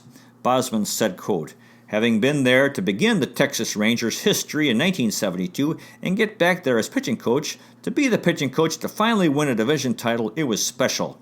Tom Levengood wrote, quote, "Dick Bosman's gift was not just his ability to analyze the pitcher's delivery and tweak mechanics, but also his people skills, his ability to form positive relationships with his pitchers." Bosman's father, George, died on June 3rd of 96. Tom Levengood wrote, quote, "There was a simple credo that Bosman's father lived by, one where your word was your bond. Honesty was what everything was built on. It made everything work on the most basic level. Dick Bosman had taken a pitching staff that no one believed could succeed, and with the patience of a parent found a way." In 98, the Rangers won the American League West title in Game 1 of the ALDS Rangers-Yankees at Yankee Stadium. The Rangers starting pitcher was Todd Stottlemyre, and his father was the Yankee pitching coach, Mel Stottlemyre. Ted Williams wrote a letter to Dick Bosman, and he said, quote, "I am sure of one thing. You will be a damn good pitching coach. I think you were a smart pitcher and made good use of all the talent you had." 99, the Rangers won the American League West title again with Dick Bosman as pitching coach. By 2001, he was the Tampa Bay Devil Rays pitching coach in the minors in the Rookie League. He's very excited to teach young pitchers. By 2002, he was coaching Double-A, and then when the Devil Rays won the American League title in 2008, Bosman had worked with many of those players in the minors. Ted Levengood wrote, quote, "Dick Bosman stood on the mound for more than 1,000 innings of pitching in the majors, but learned far more about his craft during the 30 years of teaching the game at the highest levels." Dick Bosman's family lived by the farmer's credo. An honest day's work was the foundation for living. Dick Bosman is a teacher with a singular gift for forging human connections. Dick Bosman. Blue Moon Odom was 1-0 with an ERA of 2.61, 3 games, 1 start, a complete game, a shutout, 10 and a third innings pitched, and 10 strikeouts. Odom was born in 1945 in Macon, Georgia, and he's 74 years old in 2019. For his career, he was 84 and 85, with an ERA of 3.70 and 857 strikeouts. Odom pitched for the Kansas City Athletics, Oakland A's, Cleveland Indians, Atlanta Braves, and Chicago White Sox from 1964 to 1976. He was a 2-time All-Star in 68 and 69 with the A's. He won 3 World Series titles in 72, 73, and 74 with the Oakland A's. He got his nickname from a grade school classmate who thought Odom's face resembled the moon. He was part of the outstanding Oakland A's pitching rotation, which included catfish hunter Ken Holtzman and Vida Blue. In 75, with the Tribe, he threw a 2-hit shutout for Cleveland. In 76, he was part of a combined no-hitter with Francisco Barrios for the White Sox. On July 28th, his last MLB win. 2004, he was inducted into the Georgia Sports Hall of Fame. In the minors, he played for the Mobile A's and Vancouver Mounties and Iowa Oaks. In 85, he went into rehab for alcoholism and recovered. He was traded to the Tribe on May 20th of 75 from the A's for Jim Perry and Dick Bosman. And then on June 7th, only less than 3 weeks later, traded by the Tribe to the Atlanta Braves for Rorik Harrison. When he arrived in Cleveland, he wanted an $8,000 bonus, but he didn't get it by Phil Segui and then demanded a trade. Blue Moon owed him. Bob Reynolds was 0-2 with an ERA of 4.66. 5 games, 2 saves, 9 2/3 innings pitched, and 5 strikeouts. Reynolds was born in 1947 in Seattle, Washington, and he's 72 years old in 2019. For his career, he was 14-16 with an ERA of 3.15 and 167 strikeouts. Reynolds pitched for the Montreal Expos, St. Louis Cardinals, Milwaukee Brewers, Baltimore Orioles, Detroit Tigers, Cleveland Indians, and Taiyo Whales in Japan from 1969 to 1977. They called him Bullet for his propensity to regularly throw fastballs at 100 miles an hour.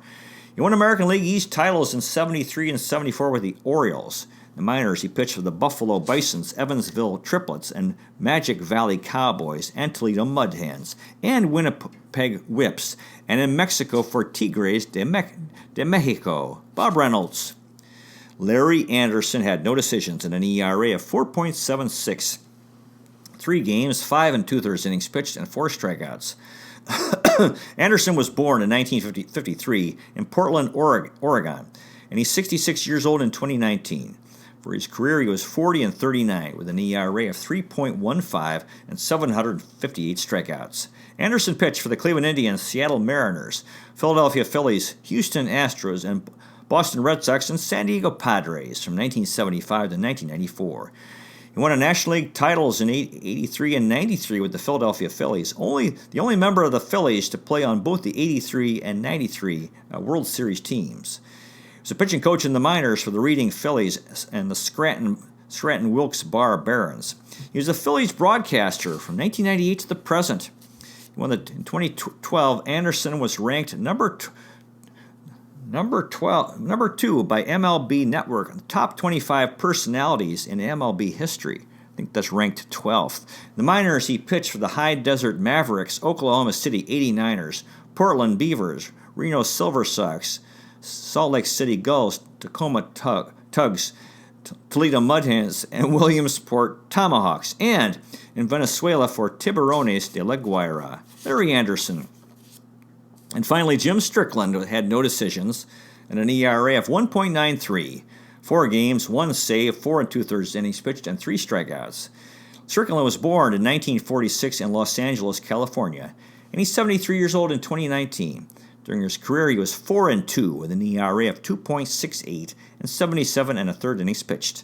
Strickland pitched for the Minnesota Twins, Cleveland Indians between 1971 and 1975. In the minors, he pitched for the Pocatello Chiefs, Toledo Mud Hens, and Oklahoma City 89ers.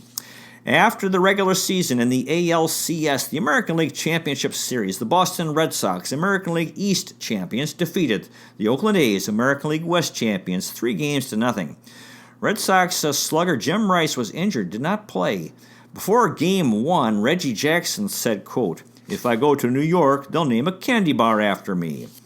Game 1 in Boston, Louis Tiant against Ken Holtzman. The Red Sox won 7-1. In the first inning, there were 3 Oakland A's errors by Sal Bando, Claudell Washington, and Phil Garner, leading to 2 Red Sox runs. In the 7th inning, Dick Bosman got in the game and pitched. There was also errors by Bill North and another by Claudell Washington. Louis Tiant went the whole way, got the complete game victory. Game 2, Reggie Cleveland against Vida Blue. Red Sox won 6-3. Home runs by Reggie Jackson, Carl Yastrzemski, and Rico Petrocelli. And it was Roger Moret got the win, Dick Drago the save. Red Sox were up 2-0 in the series. The 9th inning, Oakland A's owner Charlie Finley was in a box near the third base dugout. The Red Sox fans started singing, "Goodbye, Charlie. Goodbye, Charlie. Goodbye, Charlie. We hate to see you go." So Charlie Finley stood up, faced the crowd, waved, and smiled. Tom Adelman wrote, quote, "Charlie Finley seems a good sport. He can take a joke." Game 3 was in Oakland, California. Ken Holtzman against Rick Wise. The Red Sox won 5-3 to get the sweep. Rick Wise got the win. Dick Drago the save. This put the Red Sox in the World Series. Reggie Jackson hit .417 and had a slugging percentage of .667. Jackson said, quote, "I'm not sad. Hell, we just got beat. It's not the end of the world." So there was no A's four-peat. They were not going to the World Series. Charlie Finley's cousin, Carl Finley, who worked for the A's, said, quote, "Sic transit gloria mundi." It's an old Latin expression. How quickly the glory of the world passes. Carl Yastrzemski scored on a wild pitch in the fifth inning. Tom Adelman wrote, quote, "Carl Yastrzemski's hunched and he's running, snarling, and Fred Lynn is waving him home and backing away, and Don Zimmer is exhorting him in the background like a mad prophet." On the last out, Jim Holt hit a ground ball to second baseman Denny Doyle, who threw to first baseman Cecil Cooper, and the Red Sox were going to the World Series. Tom Adelman wrote, quote, "The whole team spills onto the field. Some wear windbreakers. They embrace in a group hug before the dugout, bouncing and shouting happily, a blur of red hats." In the National League, in the NLCS National League Championship Series, the Cincinnati Reds, National League West champions, defeated the Pittsburgh Pirates, National League East champions, also in a sweep 3-0. Game 1 in Cincinnati, Ohio, Don Gullett against Jerry Royce. Reds won 8-3, and Don Gullett hit a home run.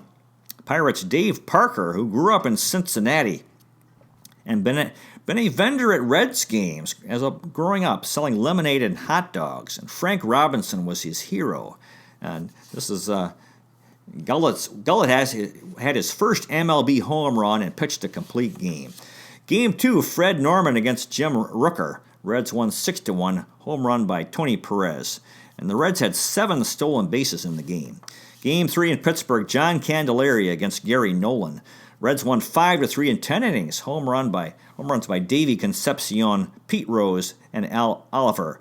Raleigh Eastwood got the win, Pedro Bourbon the save. The last out was a Willie Randolph ground ball to Joe Morgan at second base, who threw to Tony Perez for the out. Of course, Willie Randolph ended up being traded and became a star for the Yankees. Pirates' Willie Stargell was a descendant of Osceola, the Seminole Indian leader in Florida. Now, in the World Series, the Cincinnati Reds, National League champions, defeated the Boston Red Sox, American League champions, 4-3. The MVP was Pete Rose of the Reds. Hall of Famers in the World Series. For the Reds, Sparky Anderson, the manager, as well as Johnny Bench, Joe Morgan, and Tony Perez. For the Red Sox, Carlton Fisk, Jim Rice, and Carl Yastrzemski. The Reds won their first World Series since 1940. They'd lost in 61, 70, and 72.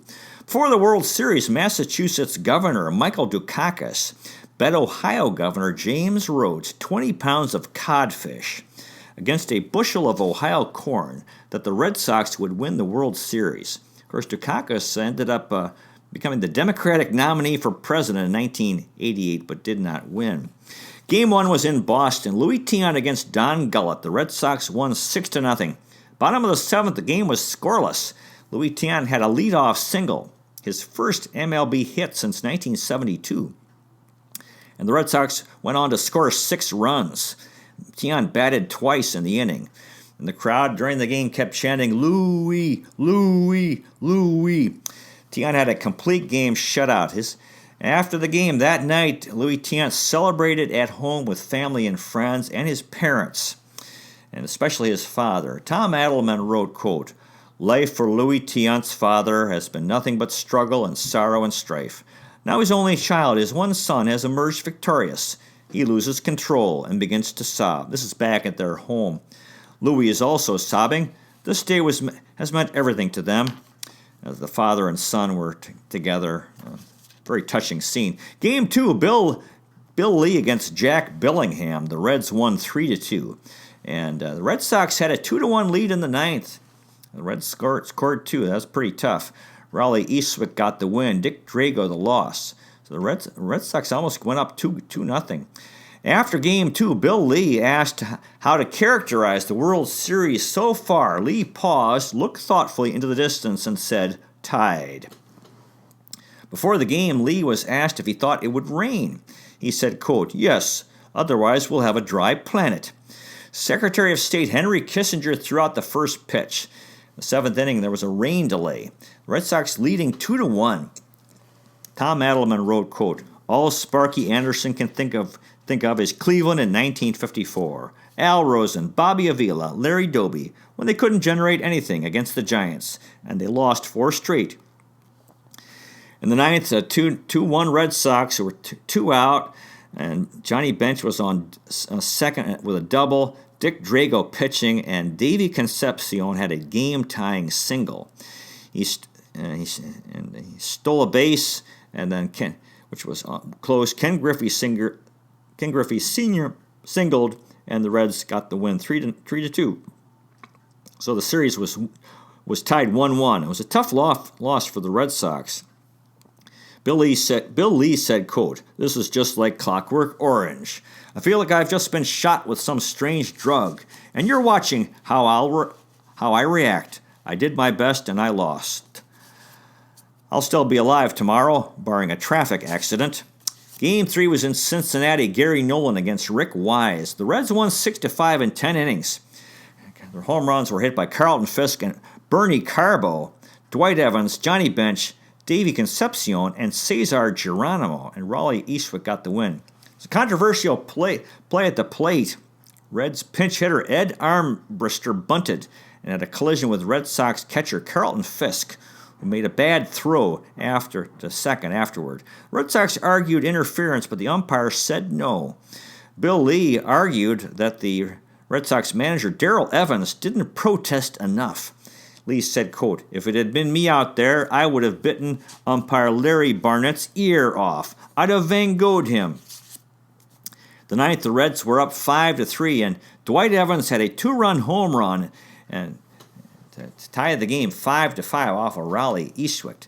Bottom of the 10th was that controversial Ed Armbruster Carlton Fisk collision on a bunt and bad throw, leading to the Reds' victory. Red Sox complained. They were all complaining after the game, and then Louis Tiant decided it was a time for humor. Tom Adelman wrote, quote, this is how Louis Tiant works, because humor, he believes, is crucial, whereas complaining and moaning isn't at all constructive. Regarding the Ed Armbruster-Carlton Fisk collision, Sparky Anderson said, quote, the fact that guys all winter in bars will be arguing over this play is good for baseball. Game 4, Fred Norman against Louis Tiant. The Red Sox won 5-4. Tiant got his second World Series win. Regarding Reds reliever Pedro Borbon, Tom Adelman wrote, quote, Pedro Borbon works the same way a mousetrap does. There's a blur of movement, and then you're out. Bottom of the ninth, 5-4 Red Sox. Tiant was on the mound. Ed Armbruster at second. Pete Rose at first. 1 out. Ken Griffey Sr. had a long drive to center field. Fred Lynn went back and made a tremendous catch against the warning track. Tom Adelman wrote, quote, Cleveland, 1954. Sparky thinks again. Vic Wirtz, Willie Mays, that whole fiasco. Other than Lynn being left-handed, it's the same play. So they're 2 out. Joe Morgan had a fly ball to left field that, Carl Yastrzemski caught, which meant the game was over and the series tied 2-2. Louis Tiant had a complete game again and victory, and the reporter asked Tiant his strength, and he said, quote, I have no secrets. I believe my religion. I believe in God. Game 5, Don Gullett against Reggie Cleveland. Reds won 6-2. Gullett with the win, Raleigh Eastwick the save, 2 home runs by Tony Perez. Tom Adelman wrote, quote, Don Gullett's arm is loaded with springs and plutonium, and he jettisons the ball in a fog of movement, as a cat pounces or a hummingbird flaps. Reggie Cleveland became the first Canadian starting pitcher in a World Series game. He threw 16 times over to Joe, trying to keep Joe Morgan close at first and during the game. Pete Rose said, quote, Don Gullett can throw a baseball through a car wash without getting it wet. Gullett went 8 2/3 innings, and Raleigh Eastwick came in and struck out Rico Petrocelli for the save. Red Sox manager Darrell Johnson said, quote, Don Gullett beat us. Nothing else did. Don Gullett said, quote, I want to thank my maker for giving me the ability to go out there and pitch. So the Reds were up 3-2 in the series. Joe Morgan said, quote, "Right now we're in the driver's seat. We have the champagne going for us now. If we get rained out Saturday, it'll just be a stay of execution. If we don't get them Saturday, we'll get them the next day." A small prop plane flew over Fenway Park with the banner, quote, "These are the times that try men's souls," which was a famous quote from the American Revolution by that guy who wrote that.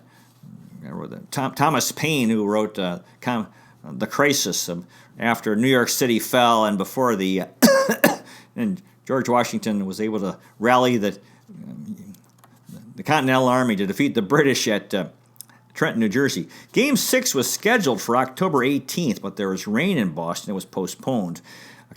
October 19th, it was again raining, couldn't play. October 20th, same thing. So they had a number of days. Sports writer, quote, "If it rains a few more days, Jim Rice's hand will be healed enough to play." Tom Adelman wrote, quote, "Rick Burleson sits at home with his feet up. The days are languid and without purpose. The sky is gray. The drizzle eternal." Fred Lynn was asked about the World Series game, and he said he would watch the Buffalo Bills on Monday Night Football. He said, quote, "It means I get to watch the Juice," that's O.J. Simpson, "on television." Game 6 in Boston. Louis Tiant, they finally were able to play Louis Tiant against Gary Nolan. Red Sox won 7-6 in 12 innings. There were home runs by Cesar Geronimo, Fred Lynn, Bernie Carbo, and Carlton Fisk. Fisk had the famous walk-off home run in the bottom of the 12th. Dan Epstein wrote, quote, "The memory of Carlton Fisk bouncing up Fenway Park's first baseline, mustering every bit of animated body English to wave his 12th inning fly ball into fair territory, remains one of baseball's most enduring images, not to mention one of its all-time most memorable home runs. And it ended the best game of what some consider the greatest World Series ever played." Game 6, the Reds used a World Series record 8 pitchers. In the 8th inning, the Reds were up 6-3, and Bernie Carbo hit a 3-run home run to tie the game at 6. After the game, which the Reds lost, Pete Rose said to Sparky Anderson, quote, "Skip, that was the greatest game I've ever played. Relax, we're going to win it tomorrow." In the first inning, Fred Lynn had a 3-run home run. In the 5th inning, Ken Griffey had a long fly ball to left center. Fred Lynn went way back and had a collision against the wall. He lay on the ground motionless for a few minutes, but ended up getting up and was groggy, but stayed in the game. So the game was 3-3. By the 8th, it was 6-3 Reds. In the bottom of the 8th, the Reds had 2 on and 2 out, and speculation that Juan Beniquez would bat if Will McEnany pitched. However, Raleigh Eastwick was on the mound. Tom Adelman wrote, quote, "Sparky will not let this happen. He won't give Beniquez the chance to be Hal Smith." He was referring to Hal Smith, who had a 3-run home run, game-tying home run, the 8th inning of Game 70 of the 1960 World Series. Pirates-Yankees. Anyway, Bernie Carbo was the hitter who later played for Cleveland, had that dramatic 3-run home run, tying the game at 6-6. Tom Adelman wrote, quote, "Bernie Carbo can't conceive of what he has just accomplished. He is so full of feeling, his mind locks up. He moves like a wind-up toy, performing a home run trot with a head full of clock springs." Bottom of the 9th, it was 6-6. Red Sox had the bases loaded with no out. Fly ball to left field. Denny Doyle was the runner at third, and he was out at the plate on a throw by George Foster. The Red Sox didn't score. In the 11th, Dwight Evans robbed Joe Morgan of what would have been a 2-run home run. Tom Adelman wrote, quote, "Sparky Anderson immediately knows that this is the single greatest catch he has ever witnessed." Griffey was doubled off of first. End of the half inning. The bottom of the 12th, Pete Rose said to Don Zimmer, quote, "Win or lose, Popeye, we're in the greatest game ever played." Carlton Fisk was the leadoff hitter and hit the walk-off home run. Tom Adelman wrote, quote, "Uncharacteristically, Carlton Fisk cannot run. He can only proceed toward first base while bouncing once, twice, 3 times, and gesticulating. Frantically, he waves his arms like a man guiding a plummeting airline around his house. After the home run, the Fenway Park organist played Handel's Hallelujah chorus, then followed by the Beer Barrel Polka. Roll out the barrel, we'll have a barrel of fun. And 76 trombones. Tom Adelman wrote, quote, Carlton Fisk's mad, spontaneous, desperate dance beneath the nearly full hunter's moon becomes a television moment everyone remembers, a sequence that is credited with reawakening interest in the national pastime, and even said to heal the rift of the 60s by allowing fathers and sons to talk once more. Pete Rose said, quote, This was the greatest game in World Series history, and I'm just proud to have played in it. The Reds' Jack Billingham had the lowest ERA in World Series MLB history. In the 7th, George Foster had a 2-run double, put up the Reds 5-3. Mark Frost wrote, quote, The life sluiced out of the crowd in Fenway. That old familiar feeling of delayed but inevitable doom crept further into their collective spirit. Bill Lee said, quote, In the 7th inning, fans get up and sing, Take me out to the ball game. Most of them don't seem to realize they're already there. Mark Frost wrote, quote, Psychologists are just now beginning to study and understand the long-term hazards of emotional involvement with woeful sports franchises and the real deleterious effects that such perceived social defeat can have on a community's emotional equilibrium and self-image. Mark Frost wrote, quote, Bill Lee was one of the first contemporary athletes to understand that he was not just a performer, but an entertainer, both on and off the field. On the night of Game 6, the second episode of Saturday Night Live aired, the comedians included John Belushi, Dan Aykroyd, Chevy Chase, and Gilda Radner. Also the same day, Bruce Springsteen appeared on the cover of both Newsweek and Time magazines. In the 8th, Cesar Geronimo hit a home run to put the Reds up 6-3. In the bottom of the 8th, Fred Lynn had a single, Rico Petrocelli a walk, and there were 2 outs when Carbo went up to bat. Bernie Carbo had replaced his stuffed gorilla in the dugout, in the clubhouse, with a statue of Lord Buddha, which he kept in his locker, which became a good luck talisman which the team adopted.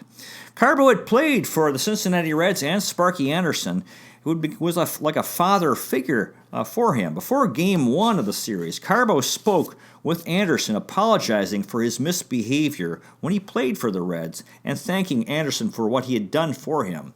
Anderson said, quote, Bernardo, I appreciate what you've told me, but let me tell you something. If you've grown up, I think I had some growing up to do too. We all have our faults. And as soon as you realize that, we become what is known in our society as a man. Now, regarding Bernie Carbo's 3-run home run, Mark Frost wrote, quote, Every living soul in Fenway Park had leaped to their feet in astonishment and joy because Bernie Carbo had just deposited Raleigh Eastwick's fat fastball over the wall 10 rows into the seats. So there was a pinch hit home run. The game was 6-6. Mark Frost wrote, quote, The deafening ovation never let up as Bernie flew around the bases in a trance. Again, the bottom of the 9th, 6-6 with that play of Denny Doyle at third and Carl Yastrzemski at first with no outs. Carlton Fisk intentionally walked, bases loaded. Fred Lynn, the batter, a fly ball to left. And George Foster had made the catch and made a good throw, and Doyle was out at home.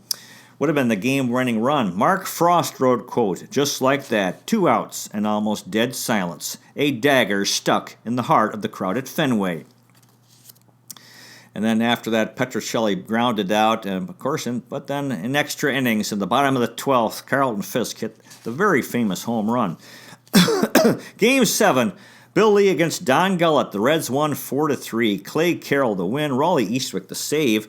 Home runs were hit by Tony Perez. Clay Carroll. I think Will McEnany got the save, actually. Carl Yastrzemski, the last out, Carl Yastrzemski had a fly ball to center field, caught by Cesar Geronimo. After the 5th, inning, the Red Sox were up 3-0. Tom Adelman wrote, quote, "The Red Sox edged closer to its first championship in 67 years, while the defeatist fans watch mutely, wondering just how the Red Sox will mess it up this time." In the 6th, Tony Perez had a 2-run home run, making it 3-2 Red Sox. In the 7th, Pete Rose and an RBI single tying the game. And in the 9th, Ken Griffey walked, and Joe Morgan had the RBI single to give the Reds the winning run. The bottom of the 9th, Will McEnany on the mound. Juan Beniquez flied out. Bob Montgomery grounded out, and Carl Yastrzemski hit a fly ball to center field, caught by Cesar Geronimo for the out, and meant the Reds won the World Series. Red Sox owner Tom Yawkey said, quote, "Well, I guess it wasn't meant to be. I'm proud of my players. They fought to the end. That's a hell of a ball club that beat us." The next day, Boston celebrated at the achievement of the season, even though they didn't win the series, but the American League Championship, at City Hall with a 12-foot by 8-foot cake model of Fenway Park that required 3,000 eggs, 400 pounds of flour, and 300 pounds of butter. Tom Adelman wrote, quote, "Why does the 1975 World Series resonate so? The Red Sox were underdogs, full of old-time personality, playing for a veteran owner in a quirky pre-war ballpark. For 7 close games in October, they fiercely battled their antithesis, the heavily favored Big Red Machine." After the last out of the World Series, Sparky Anderson, his team just won the World Series. He walked up the tunnel, into the tunnel, going to the clubhouse, and cried and prayed a prayer of gratitude. Mark Frost wrote, quote, 862 miles away, car horns blared and firecrackers crackled through the night as thousands of fans celebrated in Cincinnati's downtown Fountain Square. Sparky Anderson never found success as a player himself. With hard work, persistence, and bedrock strength of character, he made himself into the best manager in the game, showing more insight, fairness, and compassion for the men in his charge than anyone Johnny Bench had ever known. Now, Bernie Carbo developed alcoholism and drug addiction, but recovered. And he said, quote, "I never knew God had a plan for me, and much of my life was hellish, but now I do, and I can see that it was there all along. Because I hit that one home run, and it allows me to go any place and teach kids about baseball and tell them about Jesus Christ. God bless Tom Yawkey for the chance he gave me." Mark Frost wrote, quote, "And to echo a sentiment shared by all of his former teammates and managers on both the Reds and Red Sox, God bless Bernie Carbo." Now, after his playing career, Bill Lee once ran for president of the United States as head of the Canadian Rhinoceros Party. And Mark Frost wrote, quote, "Dwight Evans is a living example of how a good, talented, decent man with solid values and a properly balanced ego should conduct himself in public life." Fenway Park, the Red Sox named the left field foul pole the Fisk pole, and the right field foul pole is the Pesky pole. Mark Frost wrote, quote, "Louis Tiant is a fixture in the Boston area, recognized and revered wherever he goes, friendly and funny, and genuinely approachable, as he always has been. Sparky Anderson remains as authentic and charming and vivid and American as Will Rogers." Sparky Anderson said, quote, "My daddy said this, I'm going to give you a gift. It's the greatest gift to take all the way through your life. And if you live with this gift, everything will work out perfect. And it'll never cost you a dime. And that gift is this. If every day of your life, with every person you meet, you will just be nice to that person and treat that person like they are someone." He said that at his Hall of Fame induction, and most of the people were in tears as he spoke. And at the same time, Carlton Fisk was inducted. That's the year 2000. And then Fisk said, quote, "The Red Sox won the 1975 World Series 3-4. Mark Frost wrote, quote, "The past recedes more rapidly from sight than it once did, abandoned for the next big thing, without a backward glance, particularly by the young." Now, one of Louis Tiant's favorite expressions, he would say in Spanish, Usted tiene dos bolsillos en la vida, una para ganar y el otro para perder. Usted debe llevarlos con dignidad. In English, you are given two pockets in life. One is the winning pocket, and the other the losing pocket. You must carry them both with dignity. After the World Series, the MVP for the American League was Fred Lynn of the Red Sox, who was also the Rookie of the Year, first rookie MVP. In the National League, the MVP was Joe Morgan of the Reds. The Cy Young Award winners in the American League, Jim Palmer of the Baltimore Orioles. In the National League, Tom Seaver of the New York Mets. So that's the story of the 1975 Cleveland Indians and the MLB season in '75. It was a dramatic year for the Indians. It was wonderful having Frank Robinson and Boog Powell, these two Baltimore Orioles sluggers. But it was also tough because of the conflict with our top two pitchers from '74, Gaylord Perry and Jim Perry, who got traded, and also conflict with John Ellis and my favorite player, Charlie Spikes, who sort of wilted under Frank Robinson's leadership, and the trade of Dick Bosman didn't really give him a chance, and he did well with Oakland. Anyway, we're all learning, aren't we? God bless the guys who played for the Cleveland Indians in 1975, when everyone else associated with the team, including the fans, especially the Second World War veterans and the veterans of the wars in Vietnam, Korea, Iraq, Afghanistan, and Syria.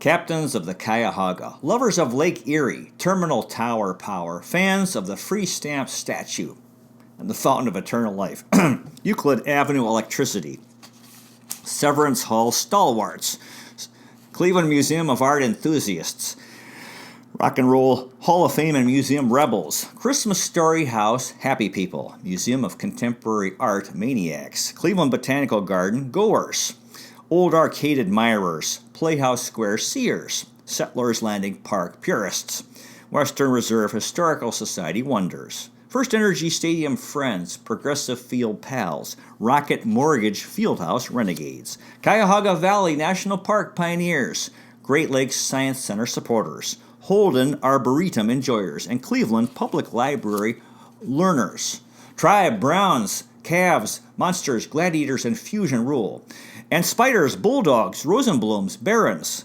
Rams, Crusaders, Force, Crunch, Nets, Lumberjacks, and Rockers Rule. Cleveland, City of Champions. Cleveland is the best location in the nation on the north coast of America. New York is the Big Apple. Cleveland is a plum. Before you know it, it'll be opening day 2020. Go Tribe. 2020 is our year. You might consider checking out our website, Adventures in History with Peter J. Ray at peterjray.com. Thank you so much for watching. I really appreciate it. God bless you. Take care, and I'll see you next time.